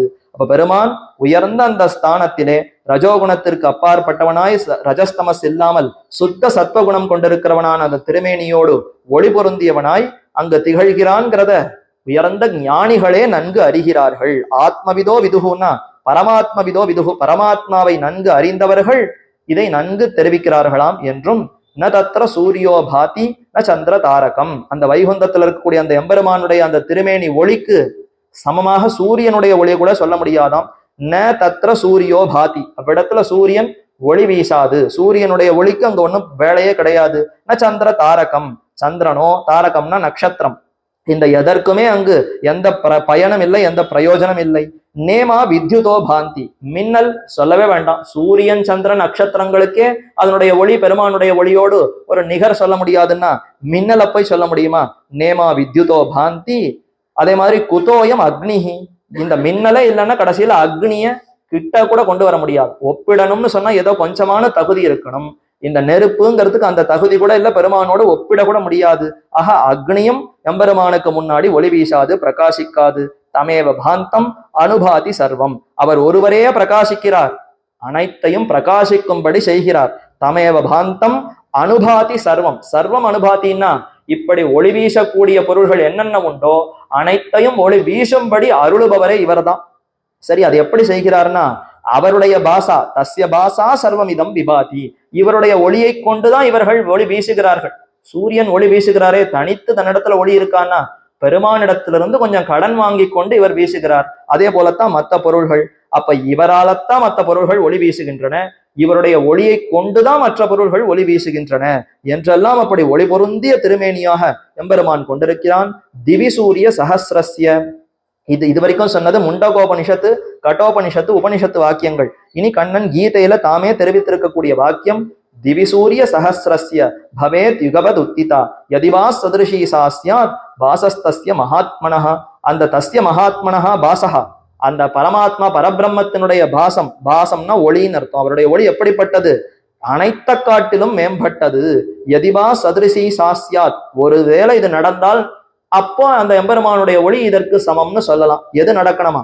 திவி சூரிய சஹசிரஸ்ய பாசஸ்தஸ்ய, ஆயிரக்கணக்கான அந்த சூரியர்கள் ஒரே சமயத்துல பவேத் யுகபத் உத்திதா, பகல் சமயத்துல உதிக்கக்கூடிய சூரியன், அந்த சூரியன் ஒரு சூரியன் உதிக்கிறாரா, இதை போல ஆயிரக்கணக்கான சூரியர்களை ஒரே சமயத்துல உதிக்கும்படி செய்தால் அது எத்தனை ஒளி பொருந்தியதாக இருக்குமோ, அது அந்த ஒளிய வேணா ஒரு கால் சமம்னு சொல்லி பார்க்கலாம். யதிவா சதுருஷி சாஸ்யாத், அது ஏதோ சதுருஷம்னு சொல்லலாமே தவிர அது கூட உண்மையில் இவனுடைய ஒளிக்கு ஒப்பாகாது. அவனுடைய ஒளி இன்னும் அதை காட்டிலும் அளவிறந்தது. தஸ்ய பாசா சர்வமிதம் விபாதி சாஸ்யாத் பாசஸ்தஸ்ய மகாத்மனஹா என்றும், ஸ்ரக்கு வஸ்திராபரணை யுக்தம் ஸ்வ அனூபமைஹி சின்மயைஹி சொப்பிரகாசைஷ்ச அந்யோன்ய ருச்சிரஞ்சிதைஹி என்றும். இப்ப இது வரைக்கும் ஒளி ஒளி ஒளின்னு சொன்னாரா? அப்ப என்ன ஒரே ஜோதியா இருப்பார், ஒளிவடிவமா இருப்பாரா? ஒண்ணுமே அவருக்கு அவயவமே இருக்காதான்னா? ஏன் இருக்காது? இதெல்லாம் இருக்கிறதே. அழகான திருவாபரணங்களை சாத்தி கொண்டிருக்கிறார். ஸ்ரக் என்றால் மாலை, வஸ்திரம் திரு பீதாம்பரத்தோடு இருக்கிறார், ஆபரணங்கள் திவ்யாபரணங்களை சாத்தி கொண்டிருக்கிறார். ஆக ஸ்ரக்கு வஸ்திர ஆபரணர் யுக்தம் ஸ்வ அனுரூபைஹி, அவருக்குன்னு தகுந்ததான மாலையை அணிந்து கொண்டிருக்கிறாராம். நாம கூட தான் வேஷ்டி போட்டு இருக்கோம், மாலை அணிஞ்சுட்டு இருக்கோம், ஆபரணம் போட்டு இருக்கோம். இத மாதிரி பரமாத்மாவும் ஏதோ ஒரு வேஷ்டி ஏதோ ஒரு மாலைன்னு கட்டின்னு இருப்பாரான்னா அவருடைய சுத்த சத்தமயமான அப்ராகிருதமான திருமேனிக்கு தகுந்ததாய் அப்ராகிருதமான வஸ்திரத்தோடு, அப்ராகிருதமான ஆபரணங்களோடு, அப்ராகிருதமான பூஷணங்களோடு திகழ்வார். அப்போ அதைத்தான் இங்க ஸ்வ அனுரூபைன்னு தெரிவிக்கிறார். பெருமானுக்கு அனுரூபமாக அவருடைய அந்த திருமேனிக்கு தகுந்ததாக இருக்கக்கூடியதான அந்த திவ்ய ஆபரணங்களாலே எம்பெருமான் அதையெல்லாம் சாத்தி கொண்டிருக்கிறாராம். அப்போ ஸ்ரக்கு வஸ்திர ஆபரண யுக்தம் ஸ்வ அனுரூபைஹி, எம்பெருமானுக்கே தகுந்ததாய் அவருக்கே உரித்தானதாக இருக்கக்கூடிய அந்த திருவாபரணங்கள், வஸ்திரங்கள், மாலைகளை எம்பெருமான் சாத்தி கொண்டு அனூபமைஹி, உபமாவே சொல்ல முடியாது, இவருக்கு சமம்னு மற்றொருவர் சொல்ல முடியுமா? ஒப்பற்றவனாய் தன்னொப்பார் இல்லப்பன் என்று அப்படி ஒப்பிலி அப்பனாக எம்பெருமான் சேவை சாதிக்கிறான். சின்மயைஹி சொப்பிரகாசைஷ்ச அந்யோன்ய ருச்சி ரஞ்சிதைஹி, இந்த வஸ்திரம் மாலை இதெல்லாம் கூட அறிவோடு இருக்குமா. சின்மயைஹி என்றால் அவைகளெல்லாமும் அந்த சித்துங்கிற அறிவு ஞானமயமாக இருக்கும். ஏன்னா நித்திய சூரிகளை இப்படி கைங்கரியம் செய்கிறார்கள். ஆதிசேஷன் படுக்கையாக இருந்து கைங்கரியம் செய்கிறார்னா படுக்கை அறிவற்றது நம்ம உலகத்துல இருக்கு. ஆனா வைகுந்தத்துல படுக்கை கூட அறிவு இருக்கே. அதே மாதிரி இப்ப எம்பெருமான் சாத்தி கொண்டு கொடுக்கிற திரு பீதாம்பரமா இருக்கட்டும், வஸ்திரங்களாக இருக்கட்டும், திவ்ய ஆபரணங்களாக இருக்கட்டும், இது அனைத்தும் நித்திய சூரிகளே பல பல சரீரங்களை எடுத்துக்கொண்டு கைங்கரியம் செய்வதனாலே அனைத்தும் சின்மயமாக அறிவோடு கூடினதாக இருக்குமா. அப்ப அனைத்துக்குமே ஞானம் உண்டு. சின்மயைஹி ஸ்வப்பிரகாசைஷ்ச, எப்ப அறிவு ஞானம் இருக்கோ தானே பிரகாசிக்கும். இந்த உலகத்துல மற்ற பொருள்கள் விளக்கு போட்டா இதெல்லாம் பிரகாசிக்கிறது, விளக்கு அணைந்தால் இது பிரகாசமா இல்லை. அது மாதிரி வைகுந்தத்துல யாரோ இன்னொருத்தனுடைய விளக்குனாலதான் எம்பெருமான் பிரகாசிப்பறான்னா தானே பிரகாசிப்பார். அவர் சாத்தி கொண்டிருக்கிற வஸ்திரங்களும் தானே பிரகாசிக்கும், திவ்ய மாலைகளும் தானே பிரகாசிக்கும், எல்லாம் அப்படி தானே பிரகாசிக்க கூடியதான அழகான அப்படிப்பட்ட அப்ராகிருதமான திவ்ய திருமேனியோடு எம்பெருமான் எழுந்தருள் இருக்கிறான். ஸ்வப்பிரகாசிஷ்ட அந்யோன்ய ருச்சி ரஞ்சிதைஹி, ஒண்ணுக்கு ஒண்ணு விருப்பத்தை அப்படியே வளர்க்குமா. பெருமான் இதை சாத்தி கொண்ட உடனே இதே போல இன்னும் வஸ்திரம் இருக்கா, அதை சாத்திக்கலாம். மாலையை சாத்திக்கும் பொழுது அதே போல இன்னொரு மாலைகள் உண்டா, ஒன்னோட ஒண்ணு ருச்சி ரஞ்சிதைகி, எம்பெருமானுக்கு விருப்பத்தை அதிகரிக்குமா. அவாப்த சமஸ்த காமன்னு அனைத்து விருப்பங்களையும் நிறைவேற்றினவராக இருந்தாலும் இப்படி நித்திய சூரிகள் எல்லாம் வந்து தொண்டு செய்யும் பொழுது ஆச்சரியம் அதை ஏற்றுக்கொண்டு இன்னும் அது வேண்டும் இது வேண்டும்னு இவர்களிடத்துல கேட்டு கேட்டு ஒவ்வொன்றத்தையும் அப்படி பெறுகிறான். அப்ப அந்யோன்ய ருச்சி ரஞ்சிதைகி, மிகவும் அவனுக்கே ஆனந்தத்தை அதிகரிக்க கூடியதான இப்படிப்பட்ட வஸ்திரங்கள் என்ன, மாலைகள் என்ன, ஆபரணங்கள் என்ன, இதெல்லாம் எம்பெருமான் சாத்தி கொண்டு திகழ்கிறான் வைகுந்தத்திலே. என்ன இது? அது இந்த உபனிஷத்து அதே போல கீதை இந்த வாக்கியங்களை காட்டி தெரிவித்தார். மேலும் இப்ப ஆழ்வாருடைய பாசுரங்கள், சுழிபட்டோடும் சுடர்ச்சோதி வெள்ள தின்புத்திருந்தாலும் நெடுமார்க்கடிமைங்கிற பதிகத்துல ஆழ்வார் சாதித்தார். அந்த எம்பெருமான் எப்படிப்பட்டவர்? சுழிபட்டு ஓடும் சுடர்ச்சோதி வெள்ளம். சுழிபட்டு ஓடுறதுன்னா சுழல் ஏற்படுறதே, பெரிய காட்டாத்து வெள்ளம் அடிச்சா அங்க நடுவுல சுழல் ஏற்பட்டால் அதுல சிக்கி கொண்டால் அவ்வளவுதான், வெளியில வரவே முடியாது. அத மாதிரி சுடர்ச்சோதி வெள்ளம், பெருமானுடைய அந்த சோதி சுடர்ச்சோதி அப்படி பிரகாசிக்க கூடிய அந்த ஒளி, அந்த தேஜஸ், அது வெள்ளம் எடுத்து பிரவகிக்கிறதாம். அந்த வெள்ளத்துல ஆங்காங்கு சுழி ஏற்படுகிறதா, அத மாதிரிதான் இப்போ எம்பெருமானுடைய திருமேனி அப்படி அமைந்திருக்கிறது. ஒவ்வொரு இடமும் சுழியா இருக்கா. கண்ணை பார்த்தவர்கள் கண்ணையே பார்த்து கொண்டு அனுபவிக்கணும்னு இருக்கா. மூக்க பார்த்தா என்னமா இந்த அழகு இருக்கு, அதையே பார்த்து அனுபவிக்கிறா. திருவாய் அது அதிலேயே ஈடுபடுத்திக் கொள்கிறது, திருநாபி அதிலேயே ஈடுபடுத்திக் கொள்கிறது. ஒவ்வொரு அவயமும் சுழி சுழியா இருந்து கொண்டு தன்னை விட்டு வேற எங்கும் போக வேண்டாம்னு பக்தர்களை அங்கேயே ஆட்படுத்திக் கொள்ளுகிறதா. அப்போ சுழிபட்டு ஓடும் சுடர்ச்சோதி வெள்ளம், எம்பெருமானுடைய அந்த திருமேனிங்கிறது சுடர்ச்சோதி வெள்ளமாக அமைந்திருக்கிறது என்றும், சோதி வெள்ளத்தினுள்ளே எழுவதோரு என் நெஞ்சுள் எழும் ஆர்க்கும் அறிவரிதே. இது என் நெஞ்சத்துக்குள்ள எழக்கூடிய அழகான ஒரு அப்ராகிருதமான திவ்ய உரு பெருமான் என் நெஞ்சத்துக்குள்ள காட்டுகிறார். உங்களுக்கெல்லாம் இது தெரியவே தெரியாது. எங்கனேயோ அன்னமீர்கள் என்ன முனிவது நீர் என்ன திருக்குறங்குடி அந்த எம்பெருமானுடைய திருமேனி அழகில ஈடுபட்டு ஆழ்வார் சாதித்த பாசுரத்தினுடைய கடைசியில தெரிவிக்கிறார். அந்த எம்பெருமானுடைய திருமேனி எப்படி இருக்கான்? சோதி வெள்ளத்தினுள்ளே எழுவதோர் உரு. சோதி வெள்ளம், பிரகாசத்தினுடைய வெள்ளம் அப்படி ஓடுறது, அதிலிருந்து ஒரு உருவம் அப்படி எழுந்து நின்றால் எப்படி இருக்கும்? அந்த சோதி வெள்ளத்தினாலேயே ஒரு உருவத்தை செய்தால் எப்படி இருக்கும்? அப்படி அந்த எம்பெருமான் பிரகாசிக்கிறான். என் நெஞ்சத்துக்குள்ள இப்படி பிரகாசித்து விட்டான்னா இனி அவனை விட்டு என்னால நகர முடியுமோ? உங்களுக்கு ஏன் தெரியலன்னா அவன் என் நெஞ்சத்துக்குள்ளதான சேவை சாதிக்கிறான்.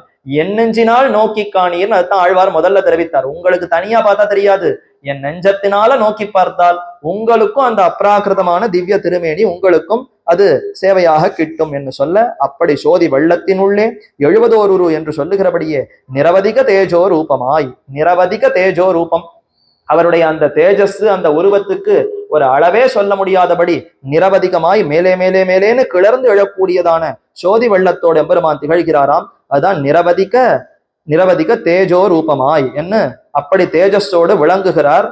நிரவதிக தேஜோ ரூபமாய் சதைக ரூபமாய், ரூபம் ரூபம்னு சொல்லுவது திருமேனி. அப்ப நிரவதிகமான தேஜஸ் ஒளி பொருந்திய ரூபம், சதா ஏக ரூபமாய் இப்படி தேஜஸோட திகழ்கிறாரே. கொஞ்ச காலத்துக்கு திகழ்வார், கொஞ்ச காலத்துக்கு திகழ மாட்டாரான்னா சதா ஏக ரூபமாய் எப்பொழுதும் இதே ஒளி பொருந்திய திருமேனியோடு தான் இருப்பார். அந்த எம்பெருமானுடைய ஒளிங்கிறது ஏதோ கொஞ்ச காலத்துக்கு இருக்கும் கொஞ்ச காலத்துக்கு இருக்காது, அனித்தியம் அல்ல, சதா ஏக ரூபமாய் எப்பொழுதும் இதே ஒளியோடு திகழ்வார். சதைக ரூப ரூபாய விஷ்ணவே சர்வஜிஷ்ணவேன்னு சொல்லுகிறோமே, அப்ப எப்போதும் இதே போல பெருமைகளோடு சேர்ந்திருப்பார். ஏக ரூபம்னா இப்போ ஒரு திருமேனி தானா? கிடையாது, பல பல திருமேனிகள் எம்பெருமானுக்கு உண்டு. ஆனா எல்லா திருமேனிகளுக்கும் இந்த தன்மையில எந்த மாறுபாடும் இருக்காது. ஆயிரக்கணக்கான கோடிக்கணக்கான திருமேனிகளை கொண்டிருந்தாலும் அது அனைத்தும் சோதி வெள்ளமாக இருக்கும், அனைத்தும் திவ்யமான ஆவரணங்களோடு தான் இருக்கும், திவ்யமான வஸ்திரங்களைத்தான் சேர்த்து கொண்டிருக்கும், திவ்யமான மாலைகளைத்தான் சாத்தி கொண்டிருப்பார். அதே மாதிரி அவருடைய திருமேனி அப்ராகிருத்தமாகத்தான் இருக்கும். இந்த பெருமைகள்ல எதுவுமே மாறாட்டமே இருக்காது. இதனாலதான் சதா ஏக ரூபமாயின்னு தெரிவிக்கிறார். ஏகரூபம்னா ஒரே ஒரு உருவம் தான், வைகுந்தத்தில் இருக்கக்கூடிய ஒரு உருவம் தான் அர்த்தம் கிடையாது. அவர் எத்தனை உருவங்களை எடுத்துக்கொண்டாலும் அனைத்து உருவங்களும் ஒருபடிப்பட்டதாய் ஒரே தன்மையை கொண்டதாகத்தான் இருக்கும். அது என்ன தன்மைனா அப்ராகிருதமாய் திவ்யமாய் இத்தனை சிறந்த தேஜஸ் ஒளி பொருந்தியதாக இருக்கும். சதா ஏகரூபமாய் நித்திய சித்த பரமேஷ்டியாதி பஞ்சோபனிஷத் மயமாய் நித்தியம் என்றால் அழியாதது, நித்தியமாக இருக்கு, யாரோ ஒரு நாள் படைக்காமல் அது என்றென்றும் இருந்து கொண்டிருக்கிறது. சித்தம் என்றால் சாதிக்க வேண்டாம், அது இயற்கையில எப்பொழுதும் நிறைவு பெற்றது. இப்ப குழந்தை பிறக்கிறதுன்னா பிறக்கிற சமயத்துலத்துக்கு 9 மாசத்துக்கு முன்னாடிதான் அந்த கர்ப்பத்துல கொஞ்சம் கொஞ்சமா உடல் உருவாகிறது. அந்த உடல் உருவாகி 9 மாசம் 10வது மாசத்துல வெளியில வரும்போது ஒரு சிறிய உடலோடு குழந்தை பிறக்கிறது. அது அப்புறம் 5 அடிக்கு வளரணும்னா எத்தனை காலம் படிக்கிறது? இந்த மாதிரி பெருமானுடைய உடல் ஒரு காலத்துல அப்படி தோன்றி கொஞ்சம் கொஞ்சமா வளரணுமான்னா சித்தமா என்றென்றும் அதே திருமேனியோடு அழகான அந்த அவயவங்களோட தான் எம்பெருமான் இருக்கார். அப்ப நித்திய சித்த பரமேஷ்டியாதி பஞ்சோபனிஷத் மயமாய், பரமேஷ்டி புமான் விஸ்வஹா நிவத்தஹா சர்வஹா என்ன 5 தத்துவங்கள் வைகுந்தத்துல இருக்கு. இங்க பஞ்சபூதங்கள் நிலம் நீர் தீ காற்று விசும்பு ஆகாயம்னு சொல்றமே, இதே மாதிரி வைகுந்தத்துல இதே மாதிரி ஒரு பேச்சுக்கு சொன்னேன். உண்மையில இதற்கும் அதற்கும் ஏணி வச்சா கூட எட்டாது, எதற்கும் சமம் இல்லை. ஆனாலும் மனசுக்கு வாங்கி கொள்ளணும்னா இதே போல 5 தத்துவங்கள் அங்கும் உண்டு. அதற்கு என்ன பெயர்னா பரமேஷ்டி புமான் விஸ்வஹா நிவத்தஹா சர்வஹா என்று உபனிஷத்துல இப்படி பெயரை தெரிவிக்கிறது. அதனால பஞ்சோபனிஷத்துன்னு அதற்கு பெயர் வச்சுட்டான். 5 தத்துவங்கள்னு அதை சொல்லாம பஞ்ச உபனிஷத்துன்னு ஏன் சொல்றோம்னா அந்த உபனிஷத்துல இப்படி 5 தத்துவங்களால எம்பெருமானுடைய திருமேனி ஏற்பட்டிருக்கும்னு சொல்வதனாலேயே அதற்கு பஞ்சோபனிஷத் மயமான திருமேனின்னு பெயர் வந்து விட்டது. ஆக இப்படிப்பட்ட பரமேஷ்டியாதி தத்துவங்களாலே ஆக்கப்பட்ட சிறந்த அந்த திருமேனியோடு எம்பெருமான் திகழ்கிறானான். பஞ்சோபனிஷன் மயமாய் ஸ்வ அனுரூபமாய், அப்படிப்பட்ட உடல் அவருக்கே மிகுந்த ஆனந்தத்தை கொடுக்குமா. ஸ்வ அனுரூபம்னா தனக்கு தகுதியானதாய், பரமாத்மான்னு சொன்னா அவருடைய அந்த திருமேனி அவருக்கு தகுதியானதாக இருக்கும். இப்ப ஜீவாத்மா நாம எடுக்கக்கூடிய உடல்லாம் நமக்கு தகுதியா இருக்கான்னா ஏதோ கர்மத்தின் காரணமாக எதோ உடல்களை எடுக்கிறோமே தவிர நாம விருப்பப்பட்டு நமக்கு ஆசைப்பட்டு இந்த உடலை எடுக்கிறோமா? நமக்கு மொத்தம் ஏதோ வாய்ப்பு கொடுத்தா அது வேணும் இது வேணும் ரொம்ப உயர்ந்த கோட்டீஸ்வரனுடைய கிரகத்துல பிறக்கணும்னு தான் நம்ம தேர்ந்தெடுப்போம். அப்பா அந்த மாதிரி தேர்ந்தெடுத்து இதை விட அது உயர்ந்தது இப்படி எல்லாம் பார்க்கவே வேண்டாமா. எம்பெருமானுடைய திருமேனிங்கிறது எப்பொழுதும் அவருக்கு ஆனந்தத்தை கொடுக்கக்கூடியதாய் உயர்ந்ததாய் அவருக்கே தகுதியானதாக இருக்கும். அதுதான் ஸ்வ அனுரூபமாய் அவருக்குன்னே ஏற்பட்டதாய் அவருக்கு தகுந்ததான ஒரு திருமேனியோட எம்பெருமான் இருக்கிறார். சின்மயமாய் அதுவும் ஞானத்தோடு விளங்குகிறது. அவருடைய திருமேனிங்கிறது ஞானத்தோடு விளங்குகிறதுன்னா தானே நமக்கு காட்டி கொடுக்கிறது. நம்முடைய உடல் தனியா ஏதாவது பேசுமா காட்டுமா நடக்குமான்னா ஆத்மா உள்ள இருக்கிற வரைக்கும் தான் கை கால் அசைகிறது. ஆத்மா புறப்பட்டு போச்சு பிராணன் போச்சுன்னா அப்ப உடலுக்கு ஞானமே கிடையாது. ஆனா பரமாத்மாவினுடைய திருமேனிங்கிறது எப்படிப்பட்டதுன்னா சின்மயமாய் ஞானமே குணமாக அது கொண்டிருக்கும். ஞான வடிவமாய் ஞான குணகமாக அந்த எம்பெருமானுடைய திருமேனி இருக்குமா, அதுதான் சின்மயமாய் விளங்குகிற. அதனாலேயே அது விளங்குகிறது, அதனாலேயே அது ஒளி பொருந்தியதாக இருக்கிறது. கிரீடாதி நூபுராந்தமான திவ்ய ஸ்ரக் வஸ்திராபரண பூஷிதனாய், கிரீட்டம் அழகா எம்பெருமான் தலையில சாத்தி கொண்டிருக்கக்கூடிய உயர்ந்த கிரீட்டம். கிரீட்டாதி நூபுராந்தமான கிரீட்டம் தொடங்கி நூபுரம் திருமுடிக்கு மேல சாத்தி கொள்ளுகிற கூடிய திருவாபரணம் கிரீட்டம், திருவடியில சாத்தக்கூடிய திருவாபரணம் நூபுரம்.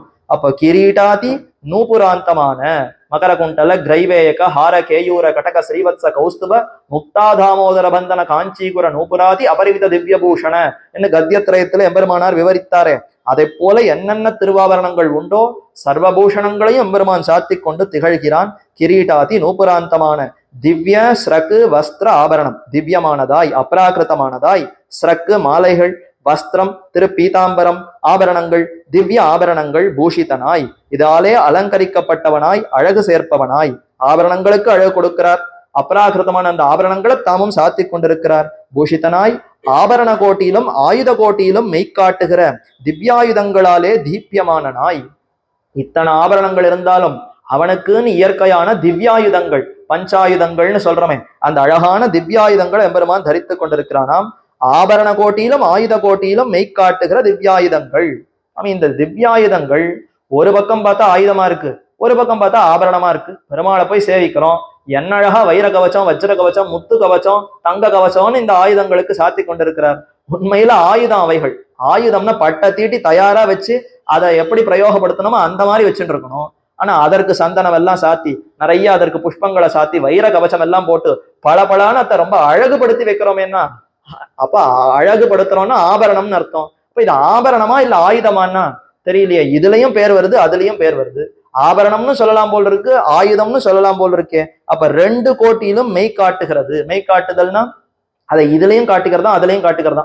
பசங்கள்லாம் பள்ளிக்கூடத்துல போய் பேரை கேட்டு ஒவ்வொருத்தரா எழுந்து இதோ உள்ளேன் ஐயான்னு அட்டண்டன்ஸ் எடுக்கிறாள்.